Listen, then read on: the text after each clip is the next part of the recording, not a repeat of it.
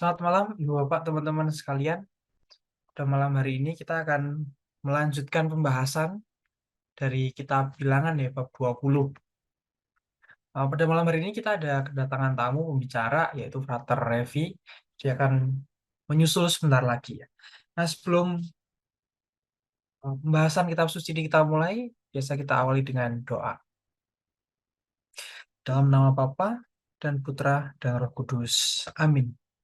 Doa kepada Santa Rafael. Ya Tuhan, dalam kebaikan-Mu yang tak terlukiskan, Engkau telah menjadikan Santo Rafael yang mulia sebagai pelindung umat-Mu dalam perjalanan.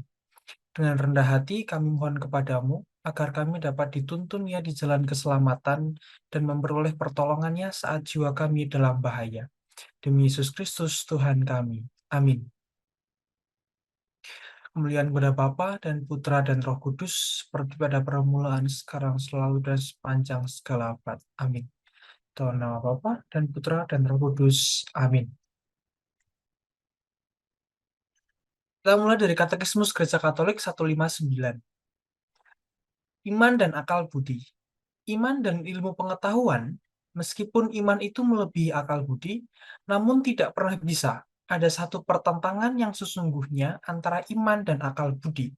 Karena Allah yang sama, yang mewahyukan rahasia-rahasia dan mencurahkan iman, telah menempatkan dalam roh manusia cahaya akal budi. Tetapi Allah tidak dapat menyangkal dirinya sendiri, dan tidak pernah yang benar bisa bertentangan dengan yang benar.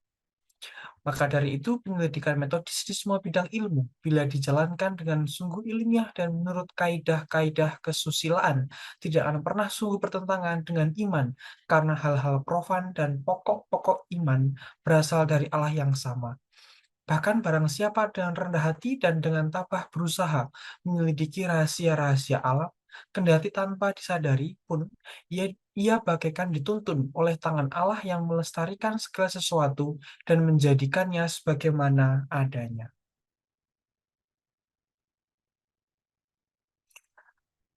Kita mulai membaca dari bilangan bab 20 ayat 1 sampai bab 22 ayat 1. Miriam dan Harun mati, ular tembaga dan kemenangan peperangan.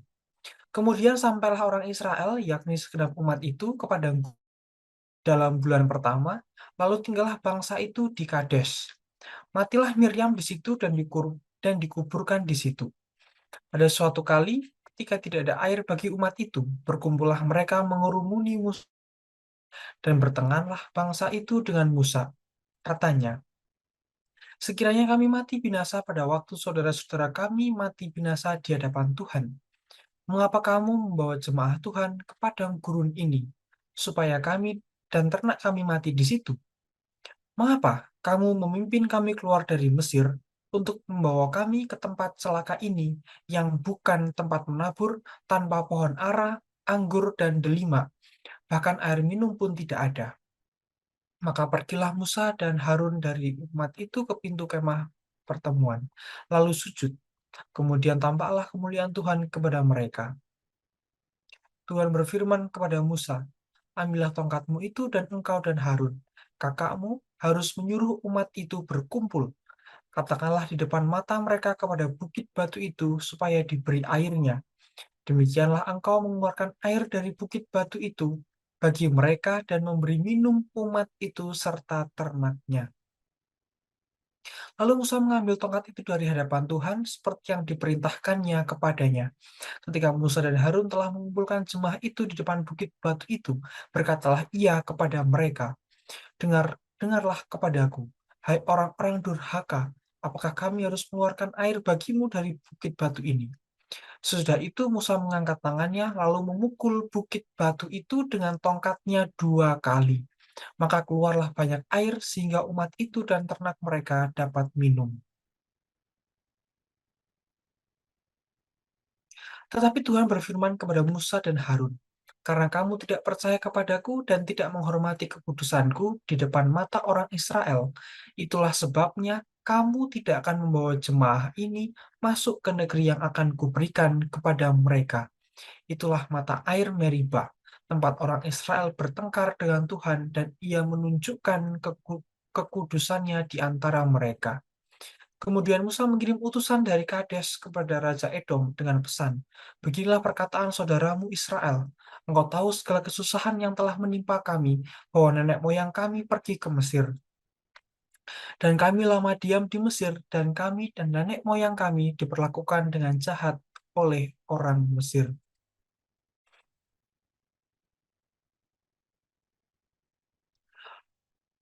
Bahwa kami berteriak kepada Tuhan, dan Ia mendengarkan suara kami, mengutus seorang malaikat dan menuntun kami keluar dari Mesir.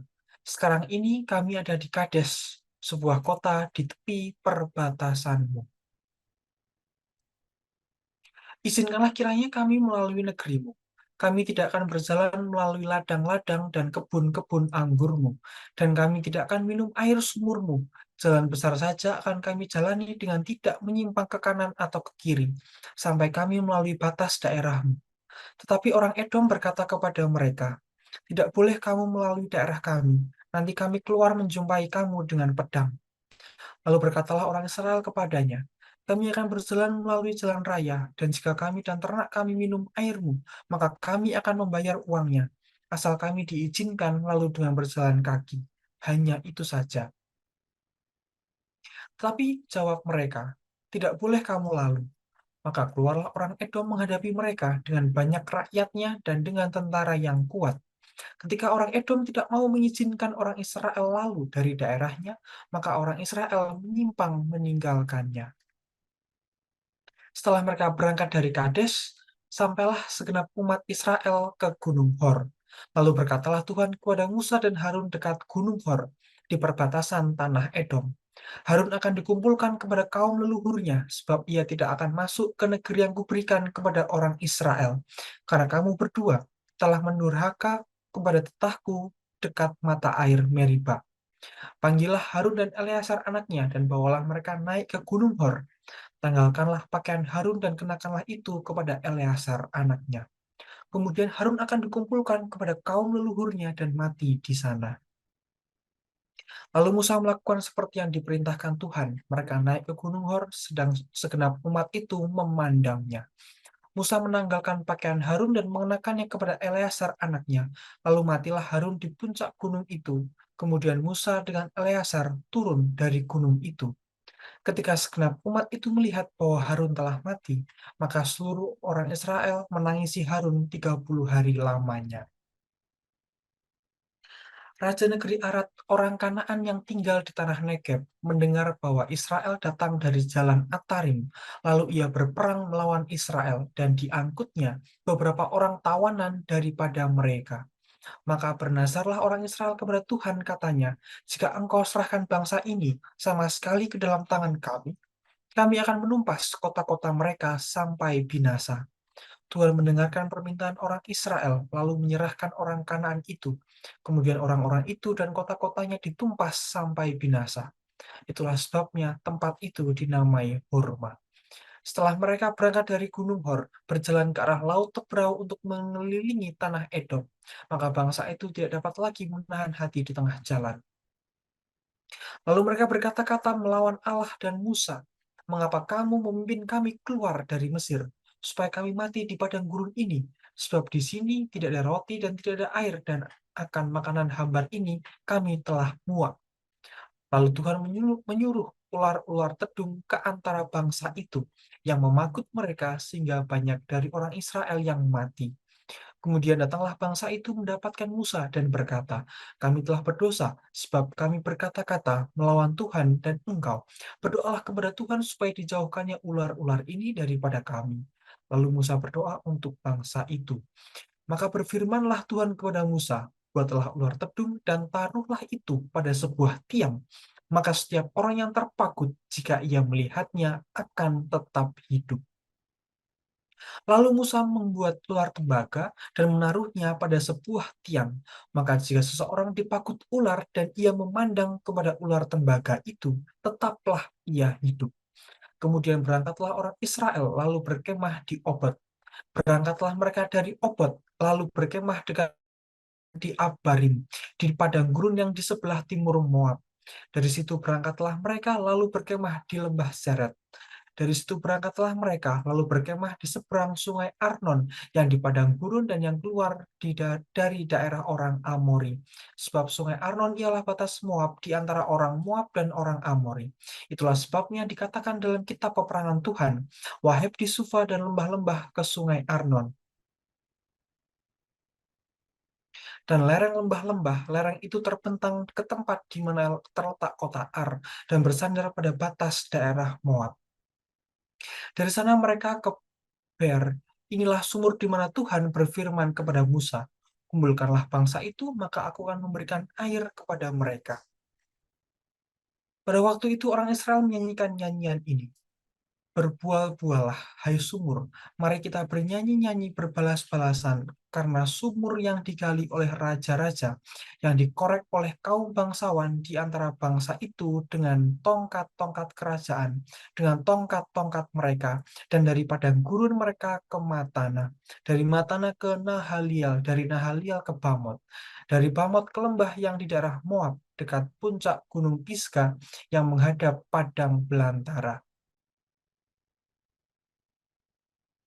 Kemudian orang Israel mengirim utusan kepada Sion, raja orang Amori dengan pesan, izinkanlah kami melalui negerimu, kami tidak akan menyimpang masuk ke ladang-ladang dan kebun-kebun anggurmu.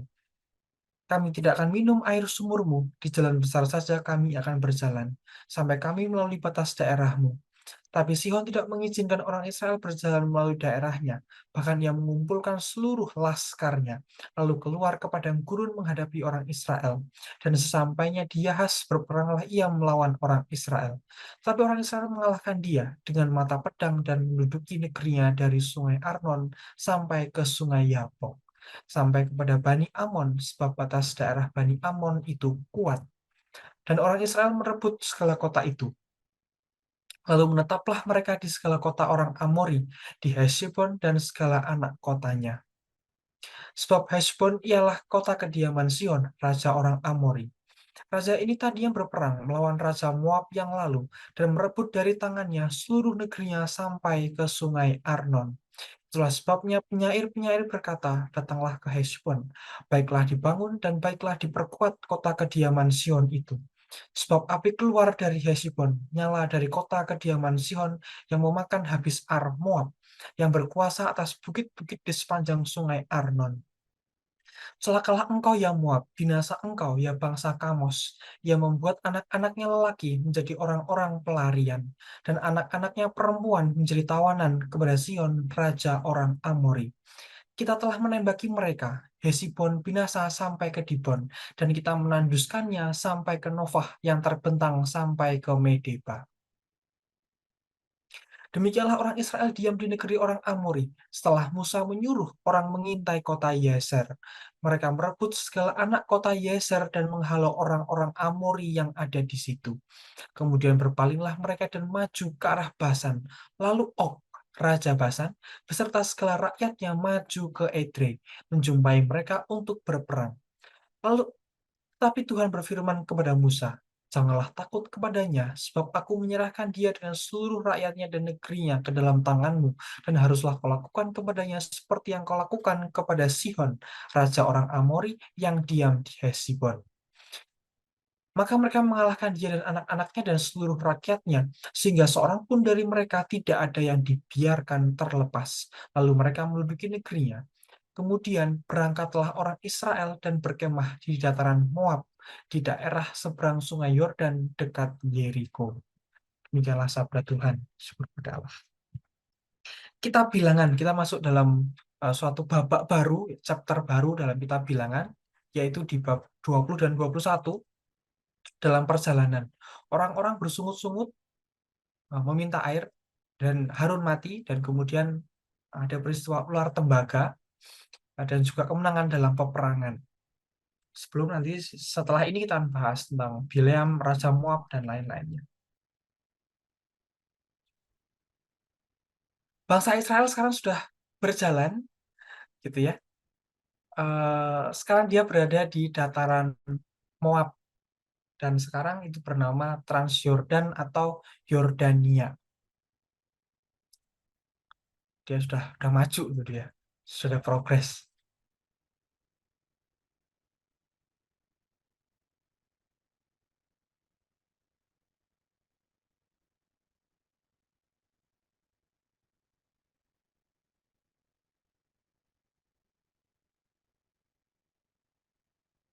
Nah, pada malam hari ini sebenarnya pengajaran ya oleh Frater Revi, sarjana teknik elektro dan sarjana filsafat juga double degree luar biasa. Tapi kita masih tunggu ya sebentar lagi. eh Sebelum itu mau diisi apa nih Kak Bertus? Ada pertanyaan reflektif nggak? Biasanya ada. Kebetulan mungkin pertanyaan reflektif tidak nggak dipersiapkan daftarnya. Cuman tadi saya sampaikan oleh Leo bahwa ada banyak kejadian sebenarnya yang terjadi di kejadian 20 dan sampai 21 ini ya. Oke, mungkin kebetulan Frater juga sudah bergabung, mungkin kita langsung uh, persilahkan Frater untuk menyampaikan pengajarannya yang sudah kami tunggu-tunggu nih Frater. Halo, selamat malam semua. Selamat malam, Frater Revi. Aku Puji boleh Tuhan. ke toilet 2 menit nggak? 1 menit lah. Oke, oke, boleh, boleh. Sorry, sorry. 19.25 atau 19.30 nanti kita mulai ya pengajaran. Siap. 25 juga kayaknya siap sih. Siap. Oke. Mas Bertus, bisa lanjut? Oke, tadi kan banyak sekali kejadiannya di bilangan 20 sampai 21 ini mulai dari dua tokoh besar, saudara dan saudari Musa meninggal, gitu kan. Kemudian ada kejadian di mana Musa juga tidak bisa masuk akhirnya ke tanah Kanaan karena satu kejadian gitu. Dan ditutup juga dengan kisah luar tembaga. Menarik di mana bangsa Israel juga di sini kita lihat begitu cepatnya eh, bersyukur kepada Tuhan, kemudian juga begitu cepatnya mereka bersungut-sungut begitu. Jadi labil sekali, labil sekali. Gitu. Mungkin ada kendala mental health mungkin bangsa Israel. Gitu. Ya itu sedikit ya, sembari menunggu satu menit. Mungkin ada refleksi singkat dari Leo mungkin terkait hal ini.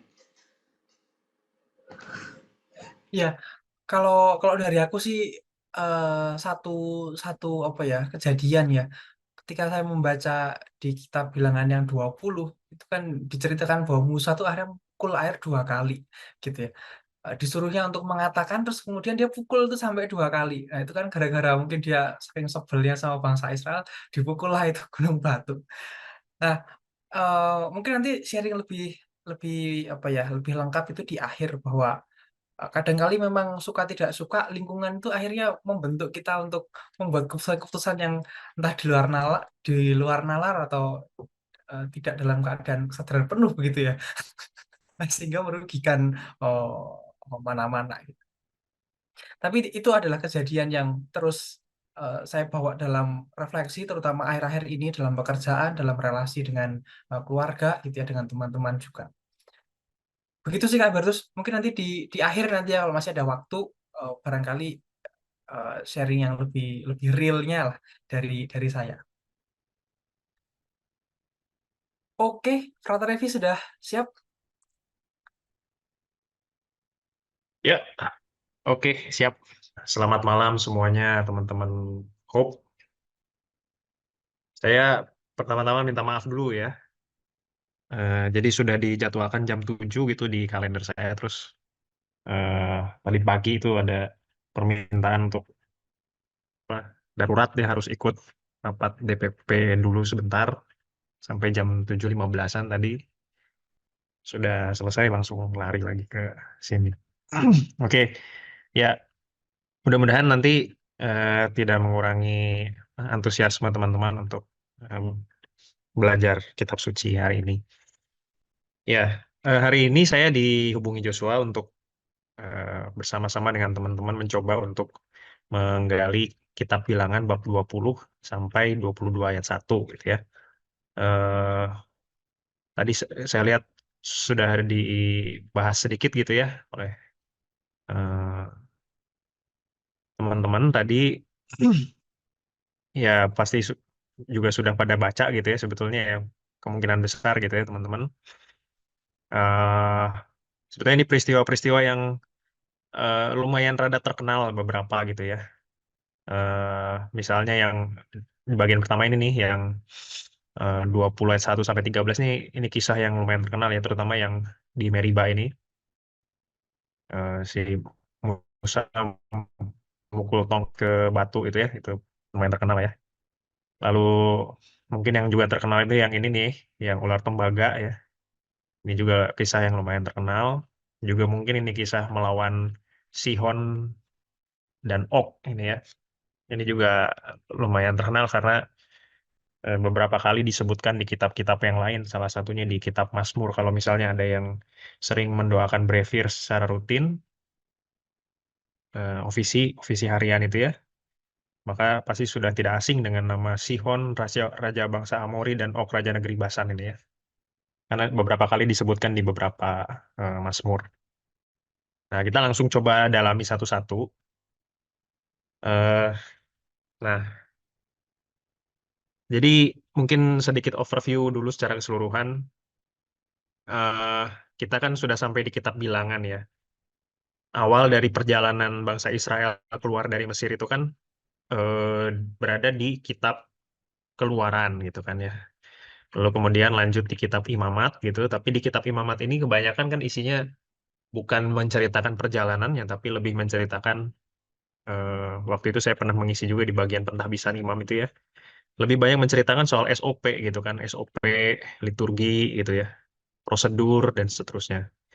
Jadi aspek perjalanannya itu atau narasi perjalanannya sebetulnya kurang banyak dibahas di kitab Imamat gitu. Nah, kemudian mulai lagi membahas soal narasi perjalanan bangsa Israel itu di kitab Bilangan ini gitu ya. Yang diawali dengan kalau teman-teman masih ingat di bab 1 itu soal sensus gitu ya. Makanya namanya bilangan gitu. Eh, Sensus, jadi setiap suku disensus kecuali Lewi gitu ya, karena katanya Lewi jangan dihitung gitu kan sebagai orang yang bisa berperang karena mereka tugasnya khusus untuk di Bait Allah gitu. Jadi yang 11 suku lainnya itu dihitung siapa yang bisa perang, ada berapa orang, terkumpullah 600.000 sekian orang gitu ya yang bisa perang kalau saya nggak salah ya angkanya ya. Itu. Nah kemudian mereka jalan gitu kan, melewati Midian dan seterusnya dan seterusnya. Nah yang akan kita lihat hari ini itu kalau saya lihat-lihat dari peta ini sebenarnya ini jadi petanya itu ada banyak versi ya. Saya juga bingung gitu. Kadang-kadang ada yang petanya tuh versinya begini, versinya begitu. Saya juga tidak memahami persisnya seperti apa karena belum pernah meneliti geografisnya secara detail gitu ya. Tapi yang jelas kalau kita lihat dari peta versi ini, maka nanti kita akan lihat perjalanannya itu kurang lebih mulai dari Kades ini nih, Kades Barnea ini karena disitulah nanti tempat Miriam meninggal itu ya. Miriam meninggal di sini, kemudian kemungkinan besar tuh kita akan mulainya nanti di yang nomor 6 ini karena yang 1 sampai 5 itu sudah lewat gitu ya. Nanti nomor 6 dan seterusnya gitu. Sampai nanti melewati Moab juga. Moab juga nanti harusnya lewat. Sorry. Moab nyampe nggak ya? Atau mungkin Moab di bagian yang berikutnya lagi. Gitu ya. Nah, eh, saya tidak akan pakai apa ya? Pakai alur yang canggih-canggih gitu ya. Alur sederhana aja gitu. Jadi kita akan coba lihat perbagian. Kemudian coba di perbagian itu kita kita sambil mengkontemplasikan kisahnya gitu kita bayangkan lah kita jadi orang yang ada di situ ikut perjalanan karena ini kan semuanya kisah soal perjalanan jadi kita bisa ikut di dalam cerita perjalanan itu untuk mendalami apa sebetulnya yang bisa kita tarik dari setiap bagian atau perikop yang ada di masing-masing bagian ini gitu ya. Nah, yang pertama ini bagian yang 20 ayat 1 sampai 13 Miriam meninggal gitu ya dan kisah di Meriba ya. Miriam meninggal dan dikuburkan di Kades itu yang tadi saya katakan di Kades itu ya di ini nih di Kades ini. Lalu nah di bagian yang berikutnya sesudah Miriam meninggal itu dikisahkan oh ya Miriam itu kan ini ya salah satu dari 3 pemimpin utama Israel waktu itu ya bersama dengan Musa dan Harun gitu kan Musa Harun dan Miriam. Nah, tiga tiga bersaudara ini saling bekerja sama untuk memimpin bangsa Israel keluar dari eh, Mesir untuk sampai ke tanah terjanji. Nah, ketika Miriam meninggal, itu menjadi titik pertama dari meninggalnya satu dari tiga serangkai ini, gitu. Yang kemudian nanti juga akan disusul oleh yang kedua, gitu kan, yaitu si Harun, gitu. Dan nanti yang ketiga belakangan, yang terakhir itu adalah si Musa, gitu kan. Sampai akhirnya si Musa ini dilanjutkan perjuangannya oleh Joshua Wawa itu ya, Joshua Dwi Prasetyo ini, gitu ya. Nah, ada ya orangnya di sini ya? Ada ya? Ya. Nah, lalu sesudah Miriam meninggal, ini memang tidak dikisahkan persis gitu ya meninggalnya itu ditangisin atau enggak gitu ya. Nanti yang agak lebih detail tuh yang Harun ya, nanti ditangisin 30 hari dan sebagainya. Tapi kalau kita mau melihat background dari Miriam, maka pasti bangsa Israel berkabung gitu ya pada saat Miriam meninggal karena dia juga dikenal sebagai salah satu pemimpin yang berpengaruh gitu di rombongan itu gitu ya. Nah, lalu sesudah Miriam meninggal dikuburkan di Kades, kelanjutan ceritanya adalah Israel kekurangan air gitu kan. Kekurangan air, haus mereka di padang gurun gitu ya. Terus mereka proteslah kepada Musa dan Harun. Nah, protesnya tuh sebetulnya masuk akal gitu ya. Masuk akal tuh karena mereka membandingkan apa? Membandingkan apa yang terjadi ketika kita dulu berada di Mesir dan apa yang terjadi pada kita sekarang gitu. Jadi dia ingin mengatakan bahwa kok kalau dipikir-pikir gitu ya, kayaknya kita mendingan di Mesir aja gitu. Kerja di sono gitu ya, susah-susah capek tapi kayaknya nggak separah ini juga gitu. Kemudian mereka mulai menyalahkan Musa gitu kan dan Harun gitu. Ngapain kamu memimpin kami keluar dari Mesir? Membawa kami ke tempat celaka yang bukan tempat menabur tanpa pohon ara, anggur dan delima bahkan air minum pun tidak ada. Gitu. Jadi ternyata yang dulu ekspektasinya keluar dari Mesir itu akan berbahagia, ternyata bertemu dengan padang gurun yang tidak ada apa-apanya, bahkan air pun tidak ada gitu. Nah, itu yang jadi persoalan di perikop ini atau di bagian ini. Nah, kemudian karena Musa dan Harun juga tidak punya solusi gitu ya, ya gimana? Nggak ada air, oh digali-gali juga nggak ada gitu kan? Gali malah capek. Akhirnya Musa dan Harun ini menghadap Allah, memohon pertolongan, meminta petunjuk gitu. Ini harus gimana nih kita gitu. Nah, akhirnya Allah memberikan petunjuk. Nah, katanya ambillah tongkatmu itu, engkau dan Harun. Kakakmu harus menyuruh umat itu berkumpul. Katakanlah di depan mata mereka kepada bukit batu itu supaya diberi airnya. Nah, perintahnya adalah katakanlah di depan mereka kepada bukit batu itu supaya diberi airnya. Jadi disuruh dikumpulin orangnya. Nah, lalu si Musa dan Harun ini ngomong ke si bukit batu supaya dikeluarin airnya, gitu kan.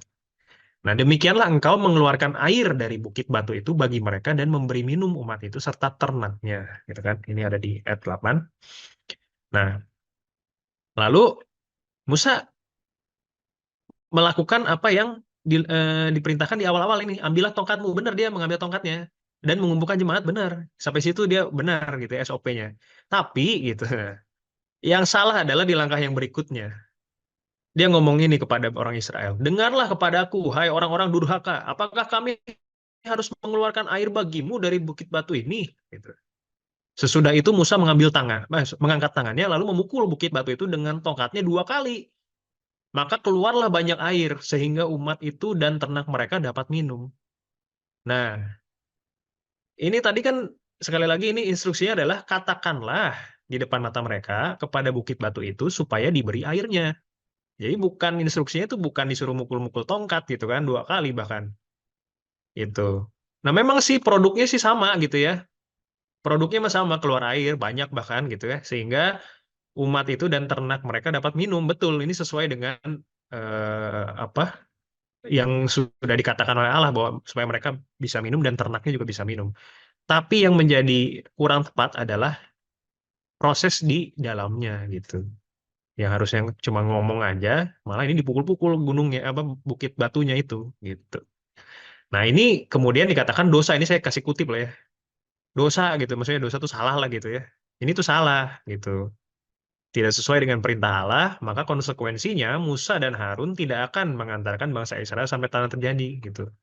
Nah, itu adalah hukuman yang diberikan oleh Allah karena melakukan kesalahan ini gitu ya. Kesalahannya ternyata fatal sekali gitu ya, sehingga mereka dihukum tidak akan melihat tanah terjanji.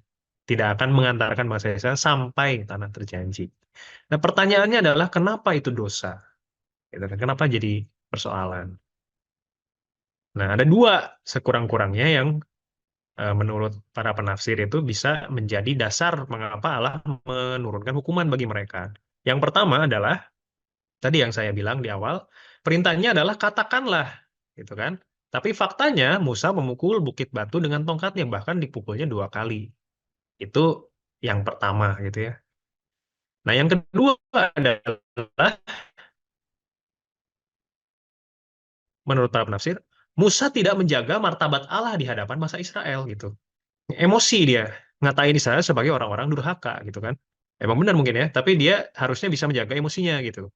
Nah, dia mengatakan, apakah kami harus mengeluarkan air bagimu? Nah, ini juga menjadi persoalan nih. Karena subjeknya di sini adalah kata kami. Dan kami yang dimaksud oleh Musa di sini adalah Musa dan Harun gitu. Apakah saya dan Harun harus mengeluarkan air bagimu? Nah, padahal yang bisa mengeluarkan air bukanlah mereka, tetapi Tuhan Allah gitu kan. Nah, disitulah kemudian jadi persoalan juga. Allah merasa bahwa oh, si Musa dan si Harun ini melangkahi saya gitu. Padahal yang ngeluarin air kan saya, bukan dia gitu kan. Bukan mereka gitu.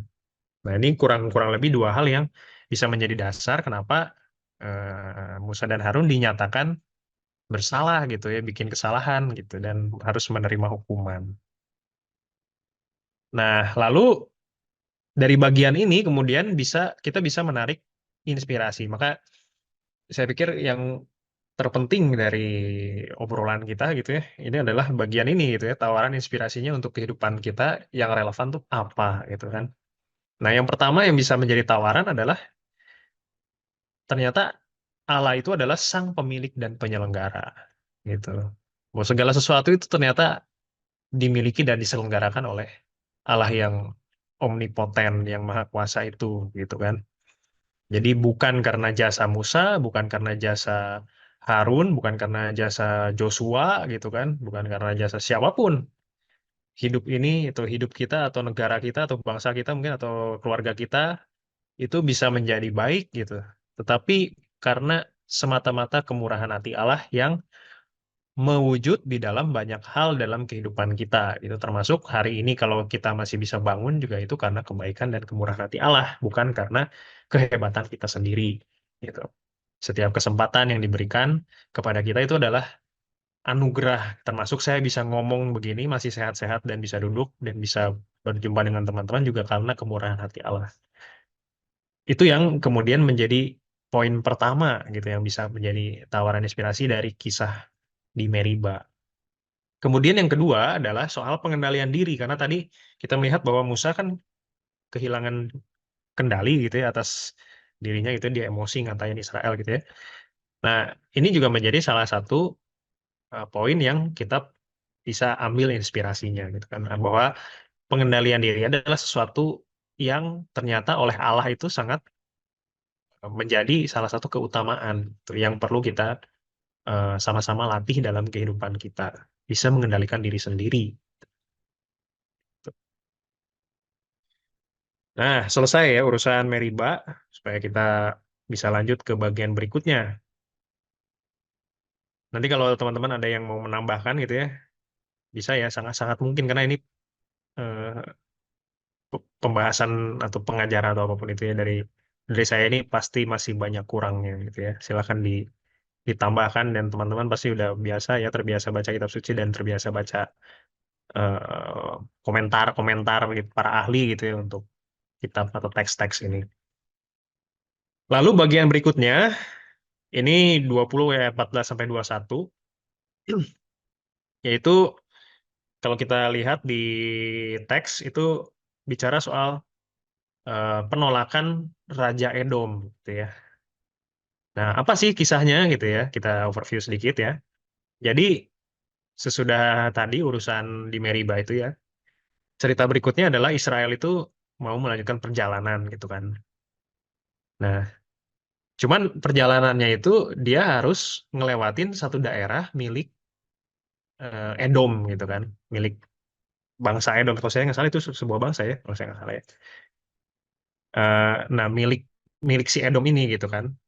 Nah, terus untuk bisa lewat ke situ kan perlu permisi gitu ya, permisi gitu. Karena Israel tuh permisi, boleh nggak saya lewat sini gitu kan? Tapi sebelum permisi itu dia pinter dia si Musanya ngomong-ngomong dulu, "Hei saudaraku" gitu kan. Nah, kenapa dia bisa ngomong saudaraku atau ini nih? Kemudian Musa mengirim utusan dari Kades kepada Raja Edom dengan pesan, "Beginilah perkataan saudaramu Israel. Engkau tahu segala kesusahan yang telah menimpa kami." Kenapa dia mengatakan saudaramu? Karena Edom itu ternyata adalah keturunan Esau gitu ya, keturunan Esau, dan Esau sendiri adalah kita tahu saudaranya Yakub, atau yang kemudian namanya di-upgrade gitu ya, jadi Israel. Jadi mereka bersaudara gitu kan, masih masih deket gitu, apa, leluhurnya gitu ya, sama seperti kalau orang Batak itu kan ada misalnya Marbun sama sama Simanung Kalit gitu, itu masih saudara gitu katanya ya, atau sama Luman Gaul itu kan misalnya gitu ya. Masih masih dekat gitu kan. Nah, mereka tidak boleh saling apa, menikah gitu kan dan seterusnya. Atau kalau misalnya berjumpa itu panggilannya khusus gitu ya. Nah, ini macam itulah. Jadi masih satu leluhur gitu kan. Nah, ini makanya dia bilang saudaramu Israel gitu kan, supaya bisa mengambil hati dari Raja Edom supaya nanti mereka bisa lewat. Tadinya begitu pikirnya gitu ya. Tapi ternyata gitu ya, setelah ngomong begitu, Raja Edomnya tidak berkenan gitu. Kemudian tidak berhenti di situ, dia nego lagi sekali lagi. Jadi dua kali nego ya. Dua kali nego. Ngomong lagi, boleh nggak gitu kan. Masih juga si Raja Edomnya bilang tidak boleh gitu. Jadi sudah dua kali nego pun masih tidak boleh. Dan akhirnya ya di akhir kisahnya itu dikisahkan bahwa akhirnya mereka Israel memutuskan untuk cari jalan lain saja gitu ya. Cari jalan lain saja. Nah, eh, nanti kita akan bandingkan gitu ya kisah ini karena ini kisahnya mirip dengan nanti yang akan dilihat di eh, ketika nanti bangsa Israel nih bertemu dengan bangsa Amori ya, yang tadi yang Raja Sihon itu. Kisahnya mirip tapi nanti endingnya berbeda gitu. Kalau yang ini dia tidak tidak melawan gitu ya, tidak melawan. Akhirnya dia cari jalan lain gitu kan. Nah, tawaran inspirasinya dari kisah ini, eh, kalau kita mau mengambil suatu pilihan itu kita harus siap dengan risikonya gitu ya, siap dengan risikonya. Nah, saya tidak menemukan secara pasti. Nanti kalau teman-teman ada yang menemukan, silakan dibagikan ya. Kenapa si Israel ini tidak tidak mau gelut aja gitu sama si Edom gitu ya? Ada beberapa hal yang disebutkan gitu ya di beberapa komentar. Salah satunya adalah ini karena mereka bersaudara gitu ya. Lalu yang lain karena memang kekuatan kekuatan Edom lumayan gitu, lumayan kuat gitu. Jadi mereka menimbang-nimbang, "Ah, udahlah nggak usah perang lah gitu, nanti takut kalah gitu kan. Mendingan cari jalan lain saja gitu." Nah, maka tawaran inspirasinya adalah ada pilihan, ada risiko gitu.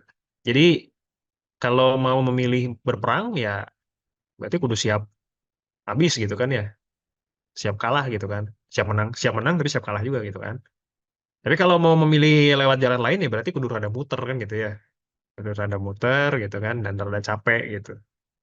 Dan mungkin di sana juga bisa bertemu dengan lawan yang lain gitu kan, bukan bukan berarti bahwa jalannya aman-aman saja tapi ada lawan yang lain juga. Nah itu juga perlu dipertimbangkan. Maka dalam kehidupan kita sehari-hari eh, kita baik untuk memikirkan risiko-risiko dari setiap pilihan yang ada di depan mata kita gitu ya. Memang tidak mudah ya untuk menentukan pilihan. Kalau saya sering atau sering memberikan apa perumpamaan itu, saya biasanya pakai eh, perumpamaan martabak gitu ya. Jadi hidup itu kadang-kadang seperti kita mau pilih martabak rasa apa gitu. Nah, misalnya di depan mata kita ini ada martabak keju gitu ya, lalu martabak coklat dan kismis gitu ya contoh ya. Saya sih nggak doyan yang kismis, tapi gak apa-apa lah, kita bikin contoh aja. Misalnya ada 3 gitu ya, keju, coklat, kismis. Nah, kadang-kadang dalam hidup kita itu kita cuma boleh pilih 1 dari 3 itu, gitu ya. Hanya boleh pilih coklat. Gitu. Tapi kalau sudah pilih coklat, tidak bisa pilih keju, gitu kan. Tidak bisa pilih kismis. Nah, maka kalau situasinya begitu, artinya ketika kita mengatakan, saya pilih coklat, itu kalimat itu, atau statement itu, atau premis itu, gitu ya, ya statement itulah ya, itu senilai atau setingkat atau sama saja dengan kita sedang mengatakan, saya tidak pilih keju, dan saya tidak pilih kismis, gitu ya. Sama gitu nilainya. Eh, Seringkali kita hanya berani mengatakan saya pilih coklat, tapi yang saya tidak pilih keju dan saya tidak pilih kismisnya itu terabaikan gitu, atau tidak tidak tidak disadari betul waktu memilih gitu ya. Nah, itu yang kita harus sadari bersama-sama. Ketika saya mengatakan saya pilih coklat, itu secara implisit kita sudah mengatakan saya tidak pilih keju dan saya tidak pilih kismis gitu. Sama nilainya. Gitu. Dan itu harus disadari sungguh gitu ya. Oke, itu soal tadi ya penolakan Raja Edom kepada bangsa Israel yang mau numpang lewat tapi tidak boleh itu ya. Nah, lalu di kisah berikutnya ayat 22 sampai 29 masih di bab 20 itu menceritakan ini lanjutannya dari yang tadi ya. Kalau tadi yang pertama itu Miriam yang meninggal, sekarang Harun yang meninggal ya, Harun. Nah, teman-teman waktu di kitab Imamat tuh pasti sudah apa masih ingat ya bahwa Harun itu kan dinyatakan sebagai imam agung gitu ya. Sebagai imam agung, jadi bukan sembarang imam. Eh, Maka ketika Harun meninggal, itu bukan peristiwa kecil-kecilan gitu ya, bukan ecek-ecek, tapi itu peristiwa besar sama seperti kalau katakanlah Paus meninggal gitu ya. Ya, bayangannya itu ya, analoginya lah gitu ya. Jadi bukan orang sembarang lah. Nah, maka peristiwa Harun meninggal ini menjadi momen yang penting dicatat gitu kan di dalam kitab ini. Nah, Harun itu meninggalnya di atas Gunung Hor. Gunung Hor itu kalau tadi di peta yang tadi ya, eh, di peta tadi itu dekat Kades, belum terlalu jauh lah masih daerah situ. Nah, ini adalah pemenuhan janji Allah atas pelanggaran sebelumnya. Ya kan Allah mengatakan kamu tidak akan nyampe ke tanah terjanji dan tidak akan mengantar bangsa Israel sampai ke sana. Nah, ini benar ya, bahwa Allah itu memenuhi janjinya gitu untuk mengakhiri hidup si Harun sebelum nyampe ke tanah terjanji gitu kan. Nah, kemudian Harun itu nanti di atas gunung itu pakaiannya ditanggalkan gitu ya. Lalu dikasihkan ke si anaknya, si Eleazar itu ya. Nah, maksudnya adalah supaya jabatan Harun itu dilanjutkan gitu. Sebenarnya itu simbolisasi dari apa suksesi gitu ya, melanjutkan jabatan gitu. Nah, kemudian kisahkan juga bahwa Israel menangisi Harun 30 hari gitu kan, 30 hari.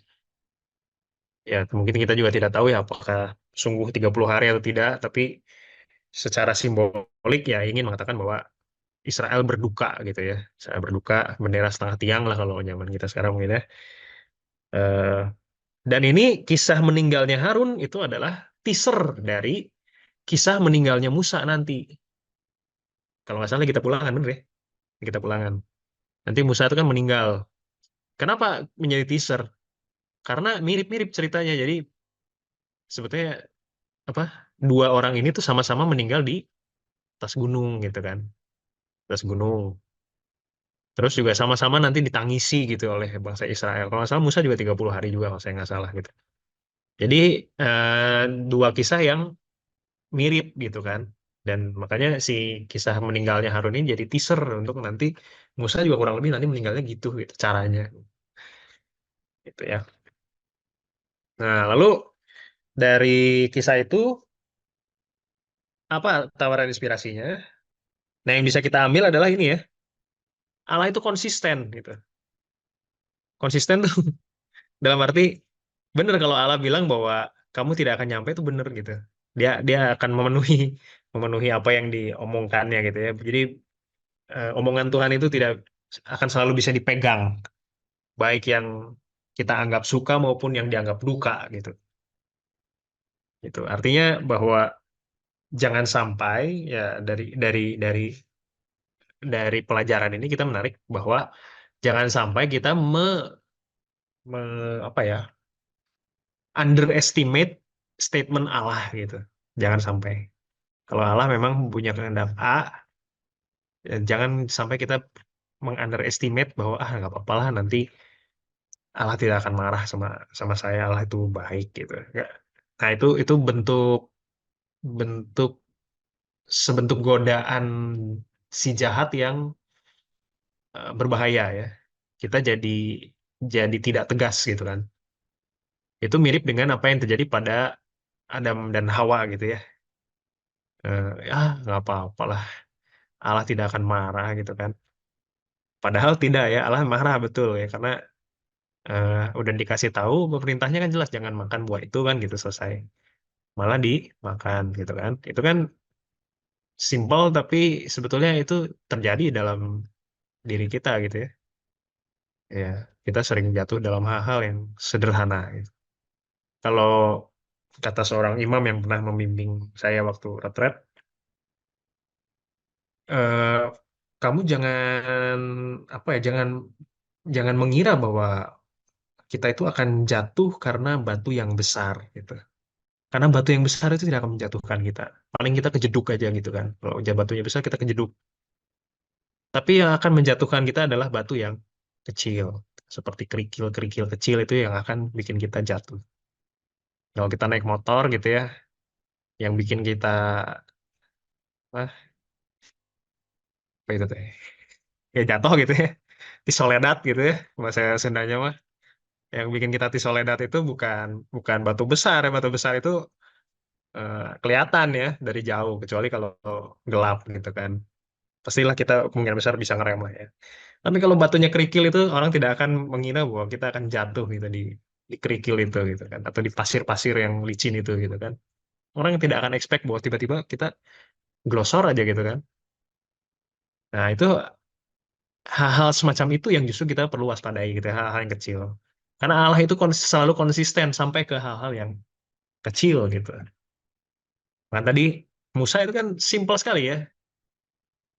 Urusannya hanya soal ini nih, gitu kan. Dia mukul bukit batu 2 kali gitu kan. Itu kan sebenarnya hal yang sederhana. Kan instruksinya gampang. Katakanlah gitu kan, tapi dia malah mukul bukit batu 2 kali. Itu kan sederhana sekali, tapi tetap aja si Musa ini melanggar kan gitu kan. Artinya kan kita bahkan orang yang sekelas Musa gitu ya, yang dinyatakan sebagai nabi gitu kan, orang pilihan Allah gitu kan, hebat, pintar harusnya gitu kan, bisa memimpin, juga jatuh dalam hal yang sederhana. Maka kita yang tidak sehebat Musa mungkin gitu, ya apalagi gitu kan bisa lebih bego dari Musa kan gitu ya. Gitu. Itu tawaran inspirasinya yang bisa kita ambil secara rohani gitu ya, secara spiritual. Nah, lalu berikutnya tadi bab 20 itu selesai ya, bab 20 selesai. Lanjut ke bab 21 ya. Peperangan dekat Horma. Eh, nah ini ada pendek ya kisahnya ya, hanya 3 ayat saja. Peperangan dekat Horma. Jadi waktu itu bangsa Israel itu berperang lawan negeri Arad gitu ya. Negeri Arad itu adalah orang Kanaan yang tinggal di tanah Negeb. Nah, eh, si bangsa Israel kemudian ketika berjumpa dengan apa orang Kanaan yang ada di Negeb ini, kemudian mereka bernazar gitu kan. Saya akan memusnahkan kota-kota mereka gitu kan. Itu bernazar. Kemudian sebagai tanggapan atas nazarnya itu, kemudian Allah itu mengabulkan gitu kan, mengabulkan si nazar itu. Nah, kalau kata komentar, ini tuh adalah suatu turning point gitu kan. Turning point karena sebelum-sebelumnya kan Israel ini keok gitu kan ya. Keok tuh dalam arti ya kalah gitu kan. Lawan bangsa ini kalah gitu kan. Beberapa kali kalah gitu. Nah, yang ini itu dia turning point. Artinya sesudah ini itu Israel itu tak terkalahkan gitu. Tak terkalahkan itu jadi beberapa kali ketemu dengan apa lawan itu selalu menang gitu. Selalu menang. Nah, makanya ada yang mengatakan bahwa ini adalah awal dari proses kolonialisasi Israel gitu ya. Jadi Israel itu jadi kolonial ya, bangsa kolonial dia bisa menjajah gitu ya, mengalahkan lawan-lawan yang mereka lewatin gitu di perjalanan mereka sampai ke tanah terjanji itu gitu. Jadi dari sejak ini nanti eh, akan banyak kemenangan-kemenangan bangsa Israel gitu ya. Nah, mulailah dari peperangan ini gitu ya. Nah, lalu nama Horma di akhir dari teksnya itu adalah dikatakan gini, orang-orang itu dan kota-kotanya dimusnahkan bagi Tuhan. Itulah sebabnya tempat itu dinamai Horma. Nah, itu kan pertanyaannya emang kenapa? Apa urusannya sama nama Horma gitu kan? Nah, kalau mau ditelusuri ternyata Horma itu berkaitan dengan kata kerja harem gitu ya. Kalau Ibrani kan ya Anda pasti tahu ya. Itu kan konsonan semua kan isinya ya. Vokalnya kan bisa diisi dengan vokal yang mana aja gitu kan. Tergantung dari kesepakatan dan gaya bahasanya sendiri-sendiri gitu ya. Nah, horma atau ya horma itu berkaitan dengan kata kerja harum itu yang berarti menghancurkan gitu. Jadi ya mau mengatakan bahwa kotanya hancur lah gitu ya. Kotanya hancur gitu. Hancur lebur. Bahkan ada yang bilang utterly destroyed gitu ya. Jadi benar-benar benar-benar hancur gitu. Benar-benar hancur gitu ya. Itu. Nah, lalu tawaran inspirasinya apa? Kita ingat bahwa tadi ini Israel ada unsur ini ya, Allah mengabulkan gitu. Jadi ketika mereka beritikat untuk memusnahkan kota-kota lawan ini, jangan lupa bahwa ada keterangan di situ yang penting Allah mengabulkannya bagi mereka. Artinya ini ada unsur ini nih, penyelenggaraan ilahi gitu ya, penyelenggaraan ilahi. Yang sekolah di Trinitas itu pasti udah mendengung ya di kuping ya penyelenggaraan ilahi ya. Nah, apa? Jadi ada unsur bahwa Allah itu menyelenggarakan segala sesuatu itu ternyata selalu berada di bawah penyelenggaraan Allah. Makanya itu bisa terjadi. Ini mirip dengan yang tadi eh, ceritanya si Musa dan Harun ya. Jadi bukan jasanya Musa dan Harun, tapi itu karena Allah yang bermurah hati memberikan air kepada mereka. Nah ini juga sama. Bukan karena Israel hebat, tapi karena Allah memang menghendaki mereka menang dan menjadi turning point dari kemenangan apa turning point dari kedudukan mereka gitu ya dan yang berikut-berikut ini akan terus-terusan menang-menang terus gitu kan ya itu juga karena Allah yang menghendaki jadi semuanya adalah karena penyelenggaraan Allah bukan bukan karena kehebatan semata-mata kehebatan orang Israel gitu atas kemenangan ini gitu. Nah sama dalam kehidupan kita pun begitu ya berhasilan kita gitu kan ya apalah gitu ya kalau Allah tidak menghendakinya dan memberikan kepada kita secara cuma-cuma gitu ya. Tidak ada apa-apanya lah kita gitu kan. Hancur lah bahkan hari ini pun kita mungkin tidak bangun lagi gitu kan.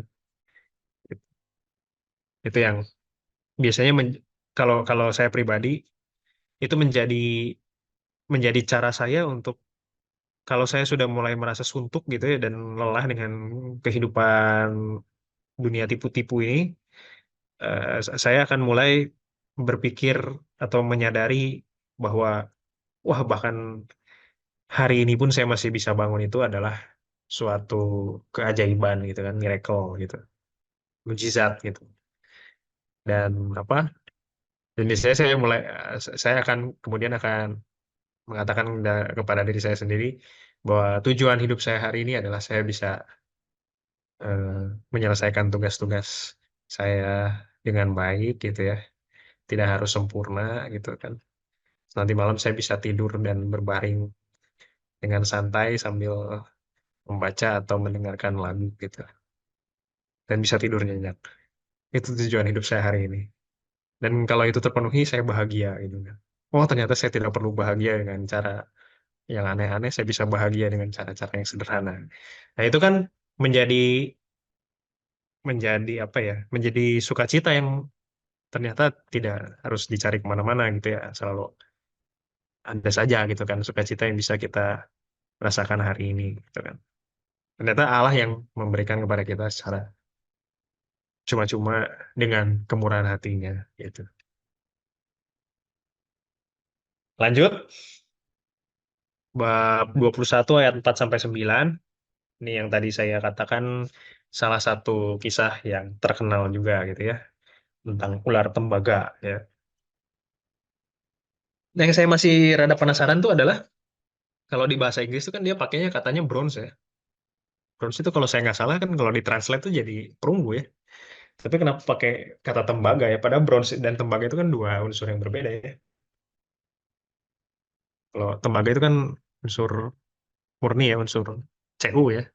Kalau bronze itu kayaknya campuran ya. Campuran metal apa dengan apa gitu ya, tembaga dengan apa gitu ya. Dengan kuningan atau dengan apa gitu. Tapi saya kira itu tidak perlu terlalu diperdebatkan, atau kecuali kalau nanti ada yang pernah menemukan bahwa ini adalah sesuatu yang krusial, ya bisa juga didiskusikan. Tapi kayaknya nggak terlalu krusial sejauh ini gitu ya. Nah, Israel lagi-lagi protes. Wah, ini udah protes yang kedua kali nih ya dalam ini baru kita membahas di satu hari gitu ya, belum nanti kalau berhari-hari ya mereka protesnya berkali-kali ya. Eh, Labil ya kalau tadi kata siapa tadi yang bilang labil sih? Misalnya tuh labil ya. Jadi hari ini bisa lagi tinggi gitu, besoknya bisa jatuh gitu ya, bisa protes dan seterusnya lah. Ya sebenarnya itu sama dengan hidup kita juga ya, labil juga gitu ya. Hari ini mungkin lagi sial protes gitu ya, besoknya lagi happy, Allahnya dipuji-puji gitu ya. Besoknya lagi mengutuk lagi kehidupan gitu ya, lelah, merasa capek dan seterusnya protes lagi gitu kan. Sebenarnya sama juga dengan hidup kita sekarang gitu ya. Nah, ini saya lagi-lagi protes karena lelah berjalan di padang gurun. Tadi udah capek karena kurang air gitu ya. Ini dia capek lagi gitu kan. Nah, kali ini itu Allah itu memberikan hukuman kepada mereka gitu ya. Wah, lu banyak protes, lu gua kasih hukuman lu gitu kan. Dihukum dengan mengeluarkan ular-ular tedung ya. Ular-ular tedung gitu dikeluarin. Kemudian banyak dari mereka yang dipatok gitu kan. Dan akhirnya mati karena dipatok gitu kan. Lalu mereka insaf gitu ya. Wah, tulung, tulung gitu kan. Jangan, jangan, ampun, ampun. Mohon keselamatan dari Allah gitu ya. Ya, ampun, ampun, ampun Tuhan, ampun gitu. Nah, lalu ternyata Allah masih mau berbelas kasihan gitu kan. Dia memerintahkan Musa supaya membuat ular tembaga gitu ya, atau ular perunggu atau apapun itu ya. Lalu ditaruh pada sebuah tiang. Nah, siapapun yang melihatnya tidak akan mati apabila dipagut ular. Nah, jadi si tiangnya ini ditinggikan gitu ya supaya semua orang bisa melihat. Jadi kalau misalnya ada ular gitu ya, liatin aja tiangnya gitu kan. Mau dipatok berkali-kali juga nggak akan mati gitu. Ternyata si tiangnya ini yang memberikan keselamatan gitu kan. Karena Allah sendiri yang memerintahkannya kepada Musa sebagai tanda bahwa kalau saya melihat ular tembaga ini, saya selamat gitu. Dan tidak akan mati di pagut ular. Nah, ini kan cara yang unik sekali ya. Saya mengatakan unik sekali karena Allah itu, kalau kita perhatikan berarti Allah itu tidak menghilangkan si ularnya kan. Sebenarnya kan solusinya kan bisa dua ya.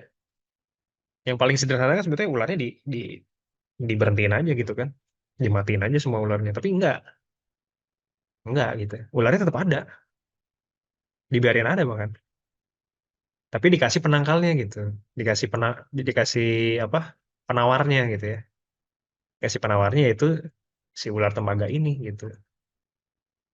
Nah, itu itu bisa jadi poin penting gitu untuk kita tarik gitu ya dari kisah ini. Oh, sebelum ke itu ada lanjutannya dulu. Dialah yang menjauhkan bukit-bukit pengorbanan dan yang meremukan tugu-tugu berhala dan yang menebang tiang-tiang berhala dan yang menghancurkan luar tembaga yang dibuat Musa. Nah, ini saya ambil dari dua Raja-Raja 18 ayat 4. Cuma mau mengatakan bahwa ini informasi tambahan aja. Jadi si ular tembaga ini tuh nantinya itu akan disimpan di Bait Allah gitu ketika udah nyampe Yerusalem, di Yerusalem dibikin Bait Allah. Nah, si ular tembaga ini tuh ditaruh di Bait Allah gitu kan sebagai salah satu aksesorisnya gitu katakanlah ya. Salah satu benda rohani yang dihormati gitu kan. Dan kemudian nanti di kitab Raja-Raja itu dikisahkan bahwa nanti si ular tembaga ini dihancurkan oleh kalau saya nggak salah si Hizkia ya, Raja Hizkia itu dihancurin gitu si ular tembaga ini. Tapi teks ini ingin mengatakan bahwa di Bait Allah itu ditaruh ular tembaga yang dibikin oleh Musa itu gitu ya dihormati sebagai benda rohani sampai akhirnya oleh si Raja Hizkia kalau saya nggak salah itu dihancurkan gitu ya. Nah lalu mungkin kita bisa bertanya juga kenapa ular gitu kan? Kenapa ular? Nah dari kisah kejadian kan kita sudah tahu ya bahwa ular itu kan simbol dari kuasa jahat gitu ya. Itu juga bisa jadi simbol dosa gitu ya karena ular kan yang membuat manusia pertama berdosa gitu kan. Kalau menurut kisah kejadian. Nah, kisah ini juga menjadi penting, kisah tentang ular tembaga ini menjadi penting, itu karena di perjanjian baru ini disinggung-singgung gitu ya, dibawa-bawa nih si ular tembaga ini gitu. Bahkan di Injil pun ada, bahkan yang ngomong bukan sembarang orang, yang ngomong adalah Yesus sendiri gitu ya. Yesus bilang dalam Yohanes 3 ayat 14 itu, dia bilang, dan sama seperti Musa meninggikan ular di padang gurun, demikian juga anak manusia harus ditinggikan. Nah, jadi apa kisah soal Musa meninggikan ular tembaga di gurun itu ternyata dianalogkan dengan apa Yesus yang ditinggikan di kayu salib gitu kan. Anak manusia harus ditinggikan, maksudnya ditinggikan di kayu salib. Nah, ingin mengatakan bahwa kurang lebih itu sama gitu. Jadi kalau ular tembaga itu tadi menyelamatkan mereka yang dipagut ular supaya tidak mati. Nah, kalau ini si anak manusia ini ditinggikan di salib untuk menyelamatkan gitu. Jadi sama fungsinya sebagai penyelamat dan sama-sama ditinggikan. Hanya bedanya yang ditinggikannya beda ya. Kalau yang satunya ular tembaga, yang satunya adalah uh, Allah Putra gitu. Ini koneksi saya kurang bagus ya. Oke ya. Oke Udah kok. masuk ya? Oke oke ya. Oke aman sip. Soalnya barusan ada warningnya. Oke kalau nanti ada masalah langsung ini ya apa interupsi gitu ya nggak apa-apa. Nah demikian juga anak manusia harus ditinggikan, tuh kan? Analog gitu ya dua hal ini. Nah lalu juga soal ular tembaga ini juga kita bisa temukan di eh, 2 Korintus 5 ayat 21 gitu ya. Ini related juga. Paulus bilang gini pada orang-orang di Korintus, dia yang tidak mengenal dosa telah dibuatnya menjadi dosa karena kita, supaya dalam dia kita dibenarkan oleh Allah. Jadi kalau tadi kita bertanya kenapa ular gitu kan, nah itu kan seperti sama aja dengan kenapa Yesus disalibkan gitu. Nah karena dia yang tidak mengenal dosa kalau kata Paulus ya, telah dibuatnya menjadi dosa gitu. Maksudnya maksudnya tuh dia tidak berdosa tapi dosa-dosa orang-orang lain dikasihkan ke dia gitu ya supaya kita dibenarkan oleh Allah gitu. Ya, jadi kan seakan-akan ya dia jadi ular ya kan gitu kan. Jadi dosanya gitu. Padahal sebenarnya bukan juga ini dosanya dosa kita gitu. Cuman di diselamatkan atau ditebus semuanya oleh dia gitu. Itu kata Paulus gitu. Itu teologinya Paulus ya. Nah, Ada beberapa tawaran inspirasi dari kisah tentang ular tembaga ini. Yang pertama, ya hati-hati dengan keluhan kepada Allah ya. Jadi memang Allah itu bisa bisa menjadi tempat curhat kita, tapi dalam titik tertentu itu kita perlu ingat bahwa terlalu banyak mengeluh pun rasanya tidak baik gitu ya. Tidak baik karena memang eh, capek itu pasti ya gitu ya. Tapi kalau kita terus-terusan tiap hari merasa capek, padahal misalnya banyak orang lain yang lebih capek daripada kita tapi masih semangat, itu kan bisa menjadi pertanyaan untuk kita. Apakah selama ini berarti yang yang yang membuat diri saya lelah itu apakah masalahnya atau diri saya sendiri gitu yang membuat saya capek sendiri gitu. Itu kan dua hal yang berbeda dan itu kita perlu identifikasi dan hanya kita yang tahu gitu kan. Maka setiap kali kita misalnya sudah sampai pada titik, oh saya kayaknya sudah kebanyakan mengeluh nih gitu. Mungkin kita bisa introspeksi gitu, bisa memeriksa, refleksi. Ini yang salah ini masalahnya atau sayanya gitu. Faktor eksternal atau faktor internal sebetulnya yang jadi persoalan. Nah itu bisa dicek gitu ya. Karena terlalu banyak mengeluh juga ternyata ya s- kayak Israel gitu ya, kebanyakan mengeluh gitu kan. Akhirnya Tuhan mendidik mereka dengan memberikan ular gitu. Nah, ini berkaitan dengan poin yang kedua. Poin yang kedua dari inspirasi yang bisa kita ambil itu adalah ternyata Allah itu bisa membuat kita belajar dengan memberikan bencana. Jadi, kalau misalnya sekarang kita sedang mengalami bencana gitu kata baik skalanya kecil maupun besar, itu barangkali di situ ada hmm, maksud Allah untuk memberikan kepada kita pelajaran tertentu, pembentukan tertentu, pembangunan tertentu di dalam diri kita supaya kita menjadi lebih baik. Gitu. Barangkali gitu di dalamnya ada unsur itu sehingga Allah mengizinkan bencana itu terjadi. Gitu ya. Dan memang bencana itu tidak dihilangkan oleh Allah gitu. Masa sama seperti tadi ular itu tidak dihilangkan, si ular tendungnya itu dibiarkan saja ada gitu. Nah, tapi Allah itu selalu menyediakan penawarnya, menyediakan solusinya gitu. Masalahnya dibiarkan ada, tapi kemudian solusinya disodorkan gitu kepada kita. Maksudnya apa? Supaya kita tidak menjadi manja gitu kan, katakanlah gitu.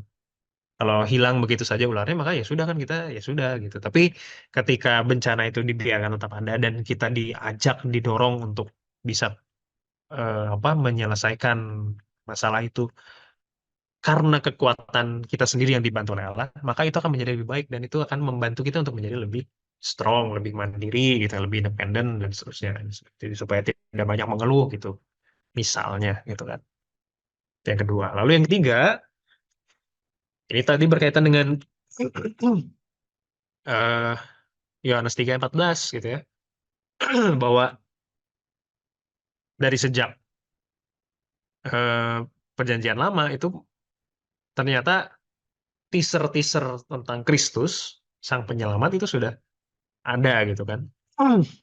Buktinya adalah salah satunya adalah itu tadi peninggian atau apa istilahnya itu ya si ular itu ditinggikan gitu kan. Itu kan sebenarnya simbol nantinya semacam teaser untuk di kejadian berikutnya kan Kristus pun akan ditinggikan juga gitu. Maka eh, keselarasan antara perjanjian lama dan perjanjian baru salah satunya itu di antara banyak banyak hal salah satunya juga sudah mulai kelihatan dari kisah ini gitu ya.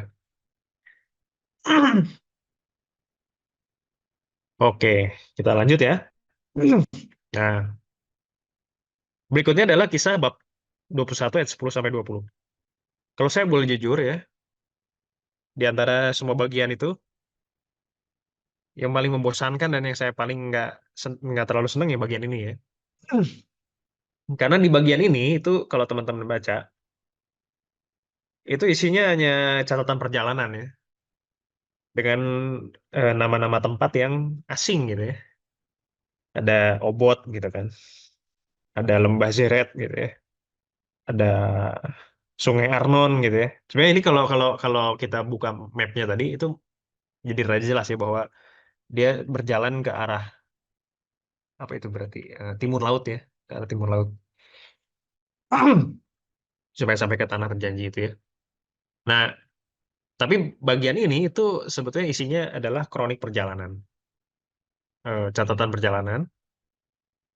Terus di tengah perjalanan itu kemudian salah satu yang ditemukan itu adalah ada sumur gitu ya. Disitulah kemudian katanya Allah memberi Israel air gitu kan. Dan Israel menanggapinya dengan nyanyian tuh ada nyanyiannya. Berbual-bualah hai sumur, mari kita bernyanyi, berbalas-balasan gitu kan. Oh, sumurnya diajak nyanyi ya. Karena sumur yang digali oleh raja-raja, yang dikeruk oleh kaum bangsawan di antara bangsa itu, dengan tongkat-tongkat kerajaan, dengan tongkat-tongkat mereka. Nah ini eh, semacam sajak gitu ya, atau nyanyian sebagai pujian atau rasa syukur atas sumur itu tadi ya. Karena ini kan bayangkan di padang gurun ya capek gitu ya, panas. Kalau kita melihat sumur itu kan sesuatu yang sangat berharga gitu ya dalam perjalanan di padang gurun. Nah, lalu oh ini nggak ada inspirasinya, saya kelewat ini ya. Ya oke lah. Tapi intinya si bagian 10 sampai 20 ini mengatakan bahwa ya Israel lanjutin perjalanannya gitu lah. Ya perjalanannya ke Moab gitu ya, ke daerah Moab. Nah, nah yang mulai menarik lagi itu adalah kisah yang sesudahnya. Ini adalah peperangan bab 21 ayat 21 sampai 22 ayat 1 ya. Peperangan melawan dua bangsa ya, dua raja ini, Sihon dan Og.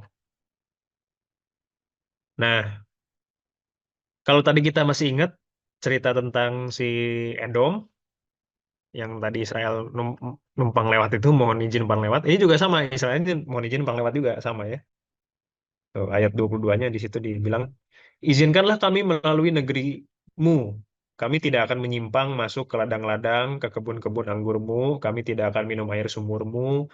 Hanya di jalan raya saja kami akan berjalan sampai kami melewati wilayahmu. Gitu kan. Udah bilang bahwa saya janji, kami janji tidak akan masuk ke kebun-kebun, nggak akan mengambil air dari sumur, nggak akan maling. Kalau zaman sekarang mungkin nggak akan ngerampok dan seterusnya gitu ya. Nggak akan. Kita cuman bener-bener cuman ngelewat aja gitu, kalian nggak akan ada masalah lah gitu. Selain daripada kami hanya lewat di jalan gitu. Di jalannya pun dia bilang di jalan utamanya gitu, jalan besar, bukan ke ganggang gitu. Nggak, kita akan hanya di jalan besar. Kalau zaman sekarang mungkin di jalan provinsi gitu ya, atau jalan nasional gitu ya, jalan Pantura itu kan gede gitu ya, nggak akan masuk ke ganggangnya.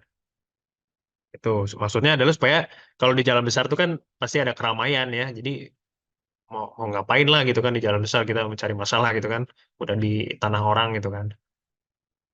Nah, lalu si Sihon ini tidak mengizinkan, raja bangsa Amori ini tidak mengizinkan.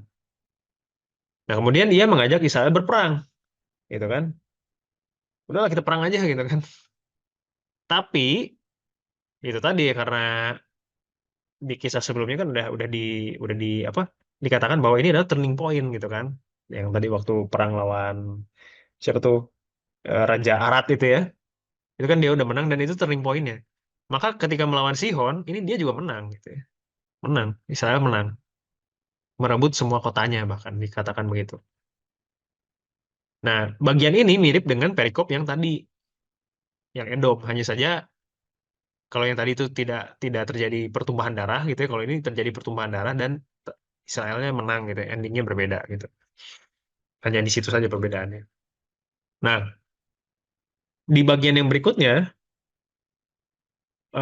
Israel ngelawan ini si Og Raja Basan. Nah, bahkan di bagian yang ini dikatakan bahwa Allah itu meyakinkan bangsa Israel supaya maju berperang dan mereka menang gitu ya. Jadi bahkan Allah meyakinkan, maju aja, gas gitu kan. Jangan ragu-ragu, gas gitu. Akhirnya mereka maju berperang dan menang, betul gitu.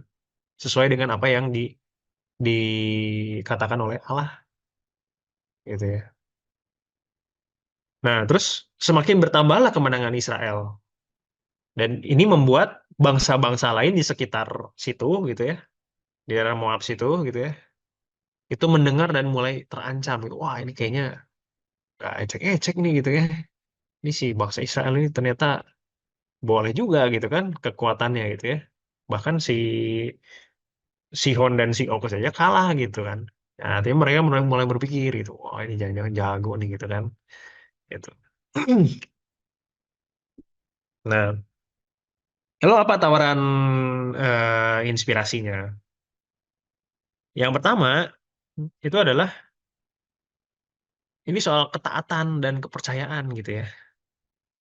Ini kan tadi kan Israel kan sempat ragu-ragu ya, ini kita lawan nggak ya gitu ya, kita lawan nggak ya gitu kan.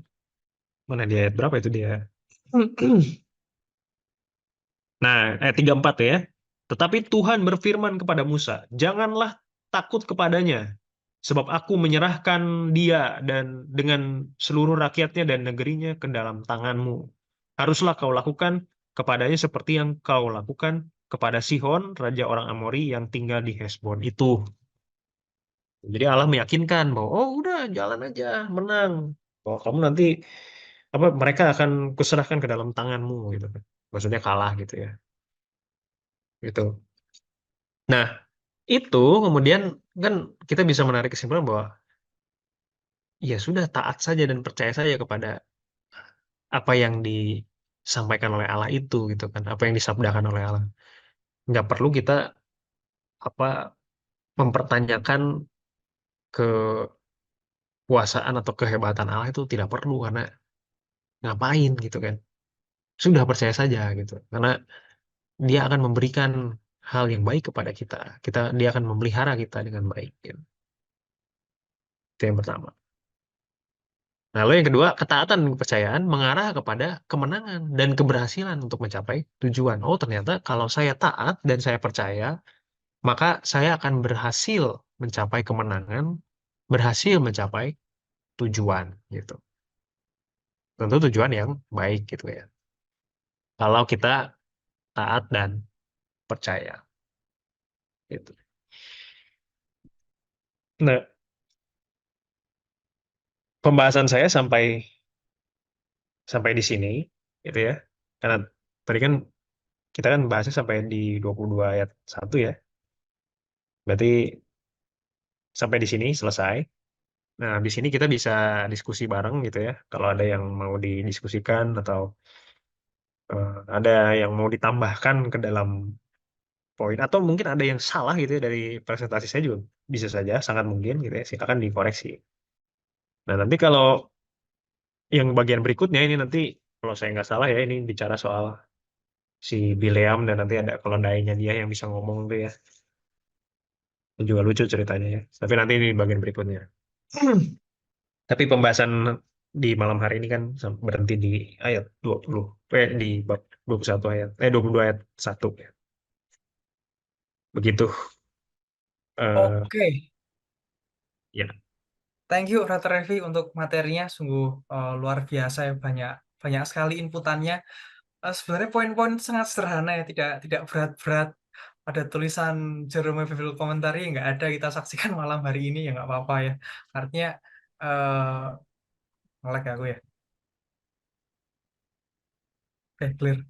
Jadi artinya satu refleksi yang singkat, yang bukan singkat, sorry apa, mudah diterima, tepat gitu ya dalam.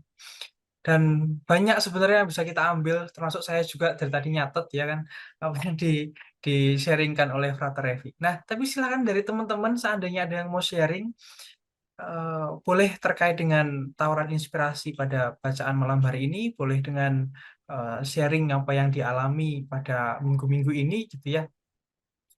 Silakan loh teman-teman kalau ada.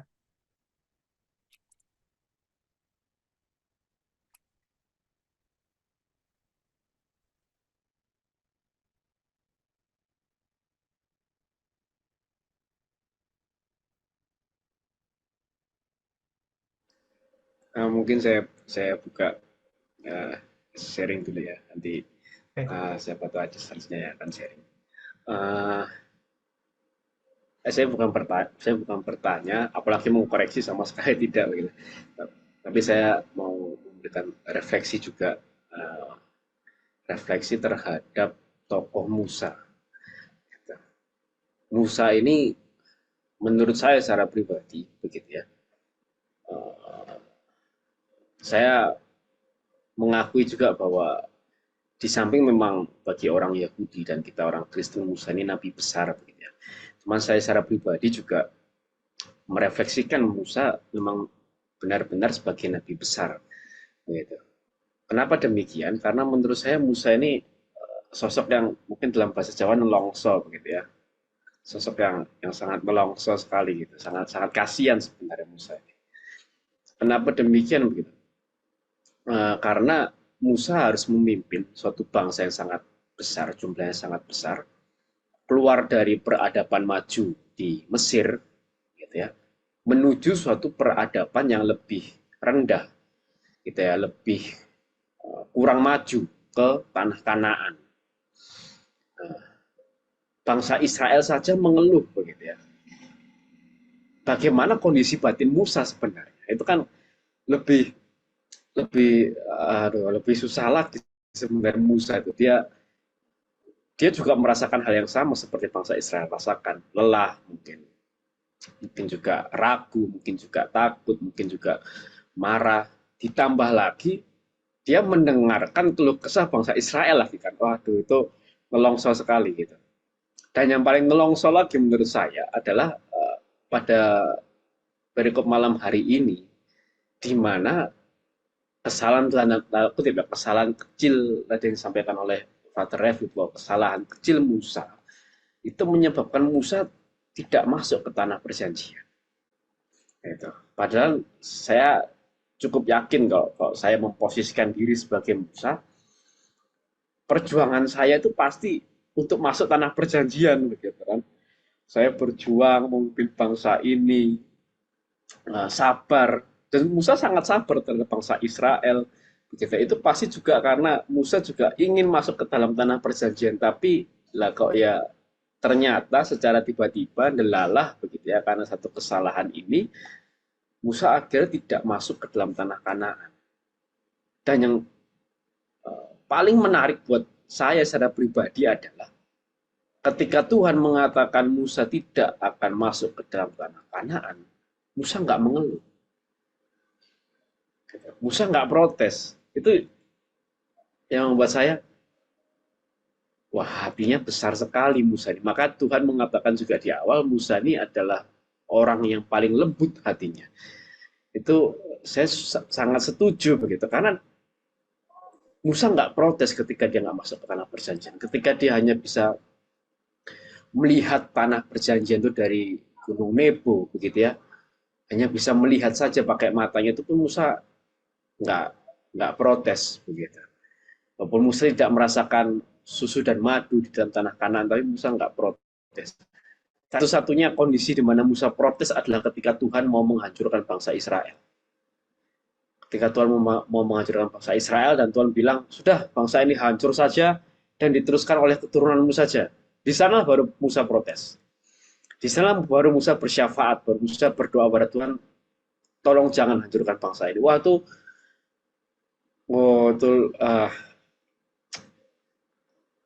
luar biasa. Maksud saya melihat tokoh Musa ini sangat luar biasa kebesaran hati Musa.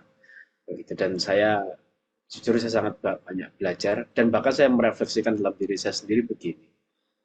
Bagaimana seandainya kalau kita atau saya gitu ya mengalami apa yang seperti Musa alami. Berjuang begitu lama, mendambakan tanah perjanjian, mendambakan suatu cita-cita, berjuang demi suatu cita-cita, apalagi kita percaya itu, oh ini yang Tuhan kehendaki dalam kehidupanku, begitu ya, ini panggilan Tuhan dalam kehidupanku, tapi ternyata gagal, ternyata nggak berhasil tepat di detik akhir gitu ya, aduh, tepat cuma bisa memandang saja cita-cita itu, cuma bisa memandang saja tanah perjanjian itu gitu ya, dan dia gagal, aduh tuh rasanya tuh gelo banget gitu ya, apa kalau saya mungkin saya akan sangat kecewa begitu ya. Tapi saya kembali lagi diingatkan atas tokoh Musa ini bahwa ya kita tidak bisa kecewa atas setiap keputusan Tuhan. Gitu.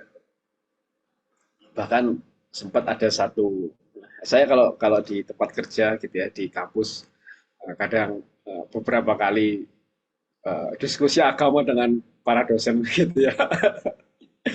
Ada salah satu dosen saya tanya ke saya gini, Albert, ini pertanyaan susah, dijawab oleh para orang beragama. Dia bilang begitu. Dia tanya, bagaimana seandainya kalau kamu sudah berbuat baik, kamu sudah mengikuti perintah Tuhan dan menjauhi larangannya, tapi Tuhan tetap memutuskan kamu untuk masuk neraka. Apakah kamu menerima keputusan itu? Saya nggak tahu pertanyaan ini sebenarnya tepat secara teologis ataupun tidak begitu ya. Cuman ya saya cuma bisa jawab, ya saya terima Pak. Seandainya pun saya sudah lakukan yang terbaik dalam kehidupan ini, tapi ternyata Tuhan memutuskan saya untuk masuk neraka, ya saya terima. Karena itulah bentuk kebijaksanaan Tuhan atas kehidupan saya. Itu saja. Tapi tentu ini mudah dikatakan tapi tidak mudah dilakukan. Gitu ya. Ya itu saya sedikit sharing saja tentang tokoh yang luar biasa ini. Dan saya sangat berterima kasih terhadap Brother Revi. Terima kasih. Makasih Mas Bertus. Aku boleh menanggapi nggak? Silakan. Iya, makasih Leo. Ada yang menarik nih. Saya dulu pernah main lah ya ke rumah seorang pendeta gitu ya. Eh, di Cimahi masalah rumahnya itu nih. Lalu pendeta ini bertanya kepada saya, Frater kalau mau nyuruh orang ke gereja itu, misalnya orang-orang malas ke gereja gitu ya, hari Minggu atau apapun lah gitu ya. Nah, gimana caranya kita memberitahu orang datanglah ke gereja? Gitu. Apa yang apa yang perlu kita katakan kepada mereka gitu yang tidak pernah ke gereja ini supaya datang ke gereja? Gitu. Apa maksud atau apa gunanya datang ke gereja? Gitu. Itu kan kurang lebih pertanyaan itu. Waktu saya jawab gitu dengan berbagai macam alasan gitu ya. Ya pokoknya saya jawablah dengan teori yang sudah dipelajari dan sebagainya gitu ya. Kayaknya si pendeta ini menanggapi dengan sangat sederhana gitu ya. Bahwa ke gereja itu bukan supaya kita dapat berkat gitu. Gereja itu bukan supaya kita dapat pahala, bukan supaya kita diberkati, bukan itu. Ke gereja itu terutama adalah justru karena Tuhan itu sudah duluan ngasih berkat, maka saya ke gereja. Gitu. Itu jawaban yang waktu itu saya ingat sampai hari ini karena kalau direfleksikan itu ada benarnya gitu ya, ada benarnya bahwa mungkin ini karena dia dari perspektif ada Protestan tapi nggak apa-apa lah kita kita ambil hal yang positifnya gitu ya. Eh, Kalau Protestan kan menyebutnya kan service gitu ya atau kebaktian gitu kan atau apa ya apapun itulah bahasanya gitu. Itu kan dia kan mau mengatakan bahwa eh, sama seperti devosi gitu seperti kita sedang berdevosi gitu. Artinya ada sesuatu yang ingin saya persembahkan gitu kan setiap hari Minggu itu gitu. Lewat pelayanan saya, lewat apalah gitu ya dengan pujian saya atau penyembahan saya gitu kan. Nah, eh, itu yang kemudian jadi perspektif gitu kan. Eh, saya ke gereja itu bukan supaya saya dapat pahala atau supaya supaya hidup saya aman-aman saja dan baik-baik saja. Hidup saya akan aman-aman saja dan baik-baik saja gitu. Tanpa saya harus ke gereja pun hidup saya akan tetap aman-aman saja. Kalau kita ngomong dengan orang yang tidak pernah datang ke gereja, mereka juga akan jawab gini, oh hidup saya juga baik-baik aja kok saya nggak ke gereja gitu kan. Terus apa urusan saya harus ke gereja gitu kan.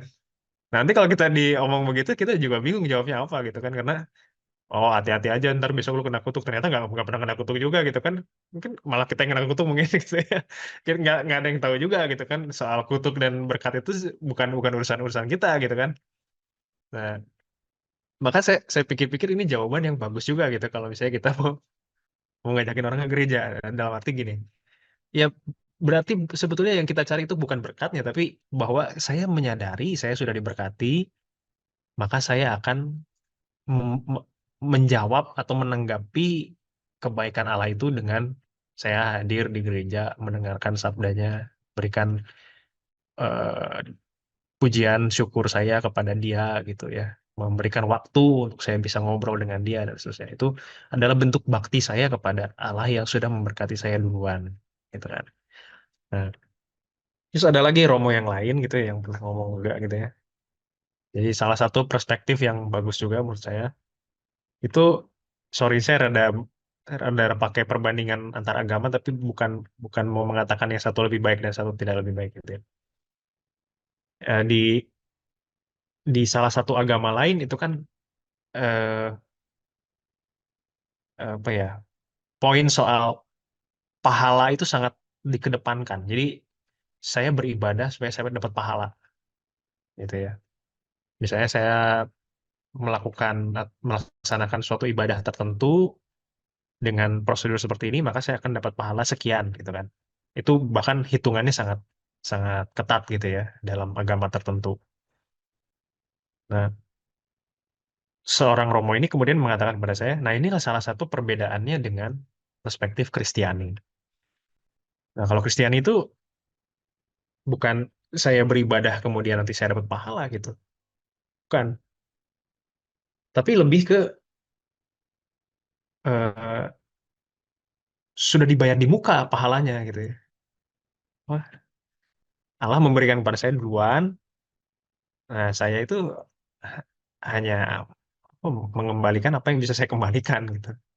Jadi itu sudah dibayar di muka gitu oleh sang penebus itu gitu kan, sudah dibayar lunas gitu ya. Kamu sudah dibayar lunas. Nah, tinggal saya bagaimana menghidupi ucapan terima kasih saya kepada sang penebus itu yang sudah melunasi utang saya gitu kan. Bukan, jadi bukan saya bukan saya melakukan nanti saya dikasih pak gaji gitu, tapi gajinya sudah duluan di awal, sudah bahkan sudah cukup untuk hidup saya. Saya tinggal menjalankan dengan sebaik-baiknya hidup saya. Nah, itu yang kemudian tadi saya kepikir ketika Mas Albertus tadi bilang soal kalau kita sudah berbuat baik gitu, nah, kemudian kalau kita nanti disuruh masuk neraka sama Tuhan gimana gitu kan. Pada akhirnya adalah kalau kita melihat dari kacamata Kristiani, maka kita tidak perlu mengejar tujuannya gitu kan, mengejar surganya atau mengejar nerakanya gitu. Pada akhirnya saya sudah percaya kepada Allah yang menyelenggarakan hidup saya. Saya tinggal berterima kasih saja gitu. Sepanjang hidup saya ini isinya adalah ucapan terima kasih gitu jadinya. Ya, jadi terima kasih tadi Mas Bertus sudah sharing soal Musa, dan tadi itu pertanyaan yang bagus juga itu ya dari dosennya ya. Buat kita berpikir dan menyadari bahwa ternyata ya hidup saya mah apa gitu ya. Kita hanya menjalani hidup dengan sebaik-baiknya saja, itu yang bisa kita lakukan gitu. Selebihnya ya Allah yang menentukan gitu kan. Mungkin itu kalau saya boleh menanggapi. Terima kasih. Thank you, Korevi. Oke, ini sebelum jam 9 masih ada waktu 20 menit. Kalau teman-teman mau sharing, silahkan. Tapi sesuai janji saya di awal ya, bahwa saya akan sharing itu. Sudah lama di Jazz ini saya sebagai moderator, sebagai pemateri itu hanya sekedar lewat, artinya melaksanakan suatu kewajiban, tapi sharingnya itu nggak pernah ada. Gitu. Nah, ini mungkin yang pertama di tahun ini barangkali saya baru sharing di Jazz gitu ya, Mas Bertus. Sejak saya kerja di Jakarta. Eh, Ngomongin nelongso. Nah, nelongso itu kalau dalam bahasa Jawa apa ya? Seperti memikul beban penuh dengan tanggung jawab, tapi hadiahnya nggak ada gitu loh. Nah, mungkin minggu ini juga begitu gitu ya, saya itu ya. Minggu-minggu ini barangkali menjadi salah satu, saya bilang bahwa lowest point of my life. Dalam pekerjaan, saya di kantor cabang, saya di kantor pusat, ada beberapa cabang, bahkan ada yang di luar Pulau Jawa juga yang harus apa ya, dilihat secara lebih lebih detail, lebih komprehensif gitu, sehingga perlu visit. Gitu. Artinya akan ada visit. Kita semua udah tahu bahwa akan ada visit. Perkaranya siapa yang mau ke sana? biasanya tuh kalau orang-orang head office itu tuh sudah banyak sekali dengan urusan administratif, urusan apa bulanan dan lain-lain sehingga orang tuh malas. Aduh, udahlah ini pasti mengorbankan pekerjaan atau saya harus apa overtime atau lembur untuk kerjain pekerjaan yang rutinnya itu. Nah, dalam suatu rapat keputusan keberangkatan itu dilakukan dengan brutal. Orang tuh saling tunjuk, orang tuh gak ada yang mau ngalah. Dan akhirnya itu harus dilakukan oleh tim kami isinya 4 orang. Dan kami harus melakukan visit itu sebanyak 20-an cabang dan itu tersebar di Indonesia. Tentu berat bagi saya bahwa visit itu pasti akan dilakukan 1 minggu full. Kita meninggalkan pekerjaan, bahkan itu mungkin dilakukan di hari libur di Mei ya, eh, tanggal berapa itu 20 sampai 24, Kamis Jumatnya itu libur. Ngeliatin Kamis Jumat ini libur, tapi ini aku harus visit ini. Saya udah punya rencana untuk pulang ke Semarang gitu ya, ketemu dengan ibu, dia sendirian di Semarang, tapi ya saya harus entah melakukan brand visit, entah eh, ada pekerjaan yang harus dinikmati. Pada masa-masa ini tidak ada yang lebih membahagiakan selain dulu saya di ITB jadi mahasiswa, kemudian pernah jadi dosen, kemudian asisten gitu ya. Kemudian sebelum saya naik level gitu ya, akhirnya pindah industri di financial di perbankan.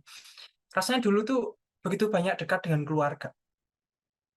Satu dua hal itu mulai hilang pada saat ini. Walaupun memang saya sering sering kembali ke Semarang, memang saya sering ketemu gitu ya. Tapi uh, sisi emosionalnya itu yang akhirnya tidak tidak dapat bahkan bahkan dari saya sendiri.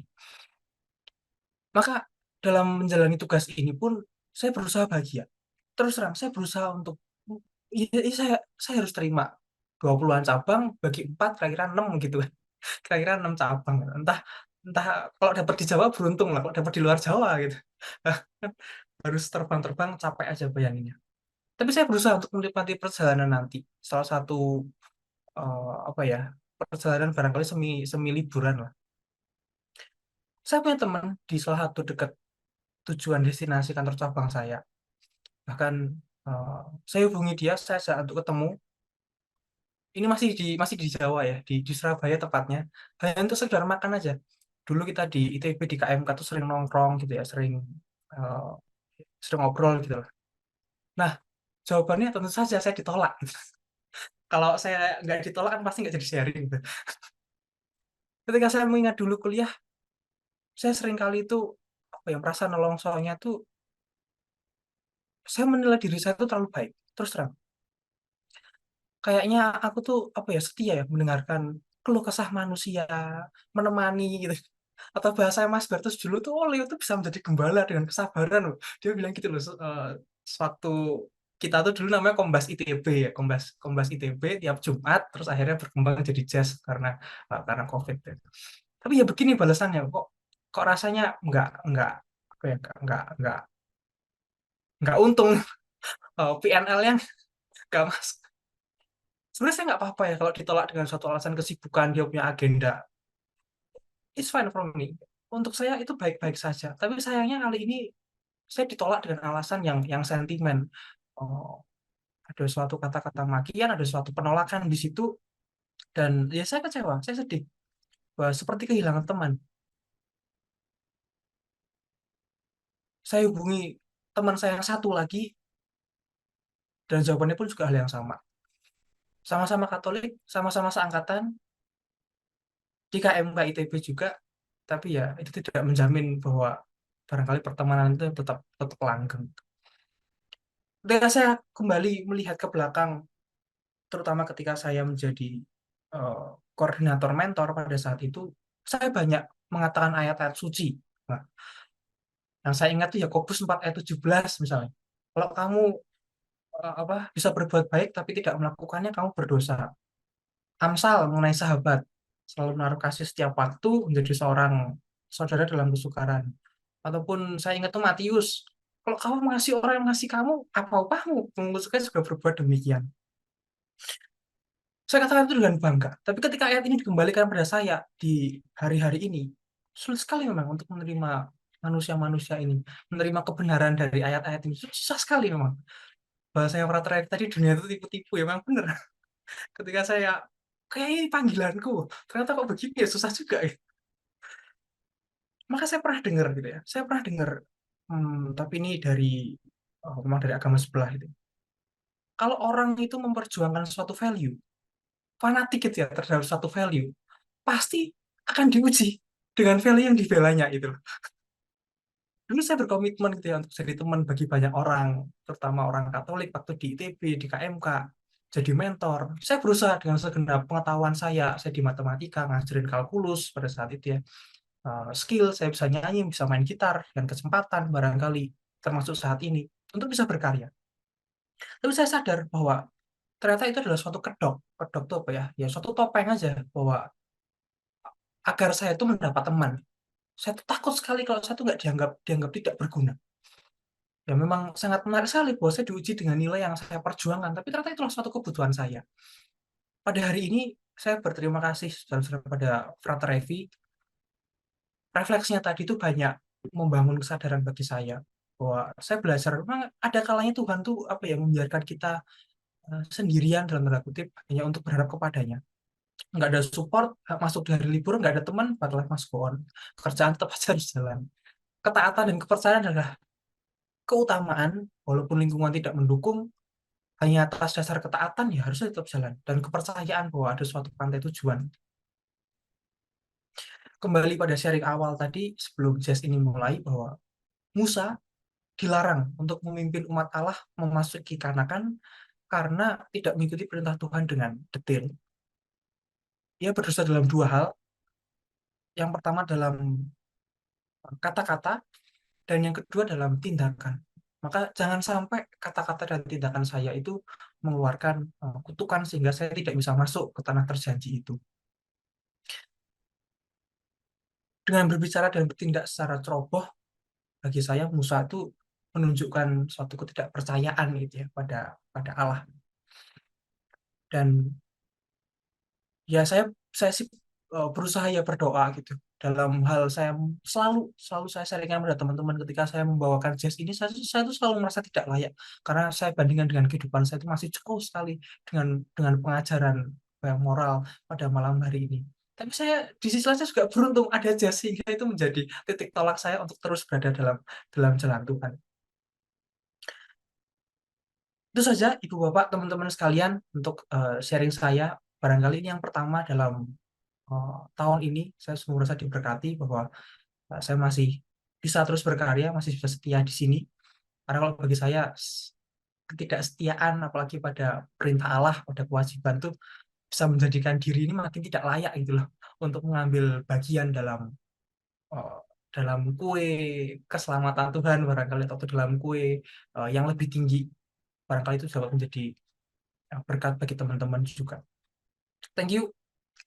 Seandainya ada sharing yang lain atau barangkali ada tanggapan dari teman-teman sekalian terhadap pengajaran Pak Revi, saya persilahkan sebagai moderator.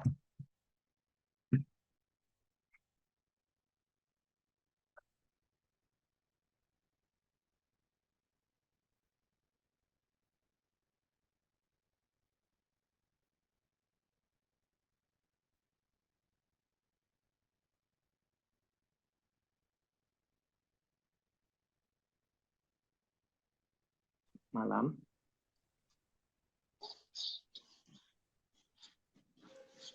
Shalom malam. Selamat malam, Bro. Maaf Silakan. ini nggak bisa on cam, sinyalnya sini buruk sekali. Nggak apa-apa, nggak apa-apa. Putus-putus. Silakan, silakan. Ya, saya mau mungkin menanggapi atau menambahkan atau kayak apa yang saya dapat tentang kasus Musa bin Meriba ya. Yang saya dapat adalah bahwa kondisi di mana kita saat Tuhan nyuruh kita melakukan sesuatu apa yang Dia perintahkan, itu disahkan kondisi kita dalam keadaan good mood. Jadi kalau saat kita bad mood seperti yang Musa kan bad mood ya, dapat cacian, dapat ya apa namanya dari umat Israel, dapat kata-kata yang tidak menyenangkan di kuping ya. dia spontanitas, Musa langsung melakukan karena rasa emosinya. Jadi yang saya tarik hikmat dari sini adalah usahakan kita menenangkan diri. Barang beberapa, kita nggak tahu ya fasenya, mungkin bisa setengah hari atau tergantung orangnya ya.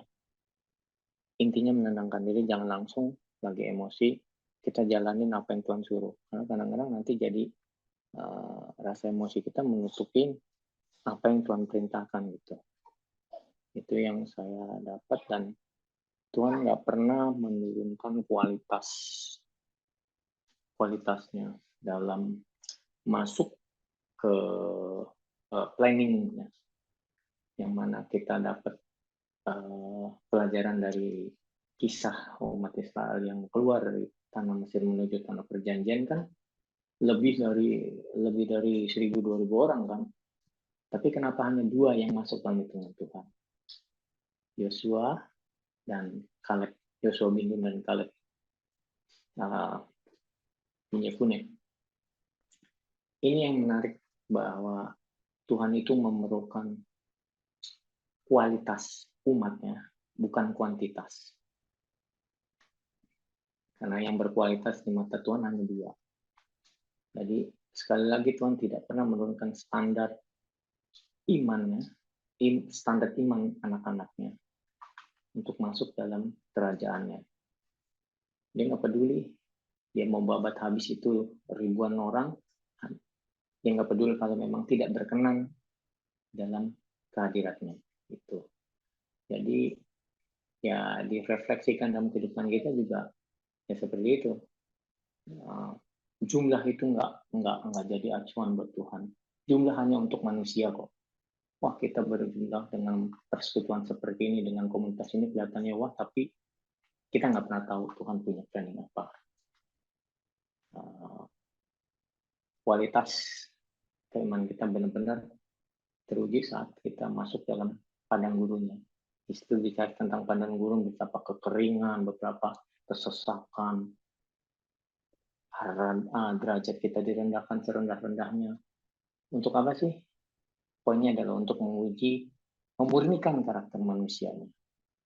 Ini ada relevannya dengan kehidupan kita juga tentunya, karena Alkitab kan apa yang tertulis di pengkhotbah juga bilang yang sudah ada pakai ada lagi, dan akan terulang lagi untuk masa depan bahkan anak cucu kita. Itu aja. Terima kasih. Terima kasih. Oke, ada lagi Ibu Bapak teman-teman yang mau sharing?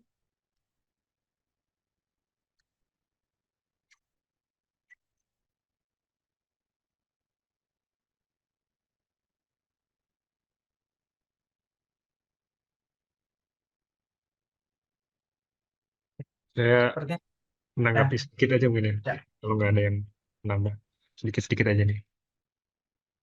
Tadi ya menarik ya.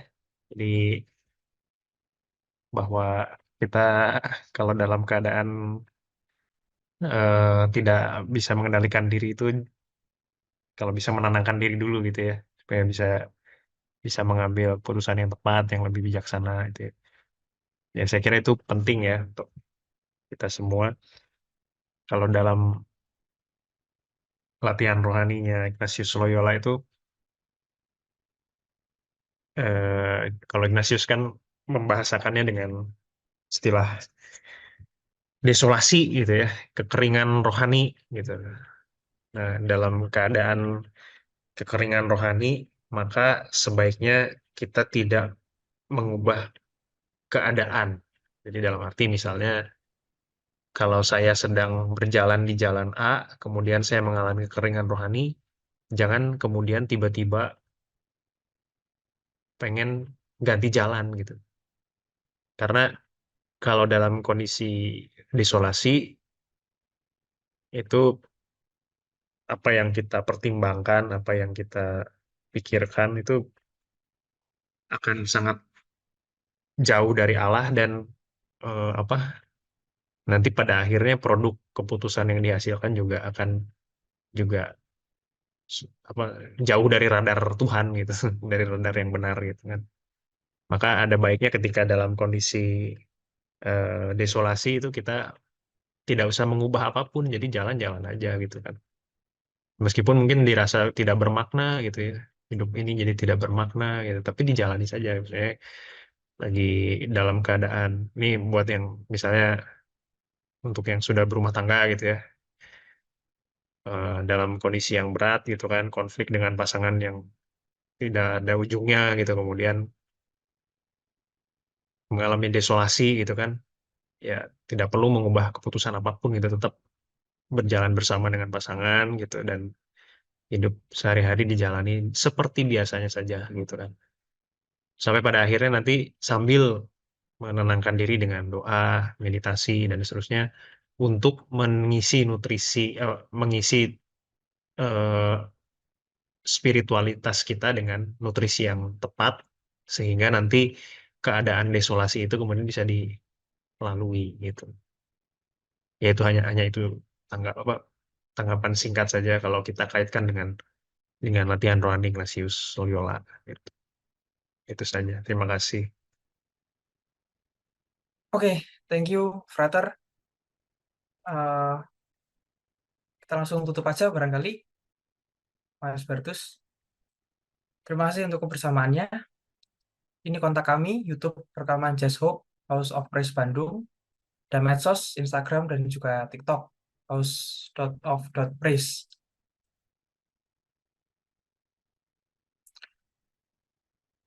Kemudian setiap Selasa pukul 19 kita ada persekutuan doa offline di Jalan Maulana Yusuf nomor 5 di Bandung. Kamis berikutnya 16 Mei, 2 minggu lagi, kita akan jazz online dan membahas Bileam bin Beor. Nah, juga rame kayaknya ya. Sepanjang sisa bilangan nih kayaknya seru. Next. Mari Bapak dan teman-teman kita akhiri pertemuan kita malam hari dengan berdoa. Dalam nama Bapa dan Putra dan Roh Kudus. Amin. Malaikat Allah, engkau diutus oleh Allah untuk melindungi umatnya dan menghantar mereka ke tempat yang telah ditentukan olehnya. Ya malaikat pelindungku, aku bersyukur kepada Allah, karena dia sendiri berkenan mengutus engkau, mendampingi dan melindungi aku. Sudilah engkau melindungi aku terhadap semua yang membahayakan diriku, bila bahaya itu sudah dekat. Sudilah engkau melawannya demi keselamatanku, sedangkan kalau bahaya itu masih jauh, bimbinglah aku menempuh jalan lain yang lebih aman. Semoga engkau selalu mengingatkan aku akan kebaikan dan jangan merelakan aku melakukan hal-hal yang kurang berkenan pada Allah. Kalau aku menghadapi godaan, mohonkanlah kekuatan dari Allah agar aku tidak goyah. Dan kalau aku jatuh ke dalam dosa, sudilah engkau membimbing aku untuk bertobat. Lindungilah aku dalam ketenangan dan jagalah aku bila aku tidur. Sudilah engkau memberikan kekuatan bila aku lemah. Doakanlah aku selalu agar dapat mengamalkan hidup Kristen dengan tulus hati. Mohonkanlah aku rahmat Allah agar aku mampu menjadi pewarta kabar gembira, seperti malaikat Gabriel dan penumpas kejahatan seperti malaikat Mikael. Ya malaikatku, semoga aku selalu mengikuti bimbinganmu dan bersama engkau, perkenankanlah aku selalu melambungkan pujian serta syukur kepada Allah dengan pengantaran Kristus Tuhan kita. Amin. Kemuliaan pada Bapa dan Putra dan Roh Kudus, seperti pada permulaan, sekarang, selalu, dan sepanjang segala abad. Amin. Dalam nama Bapa dan Putra dan Roh Kudus. Amin.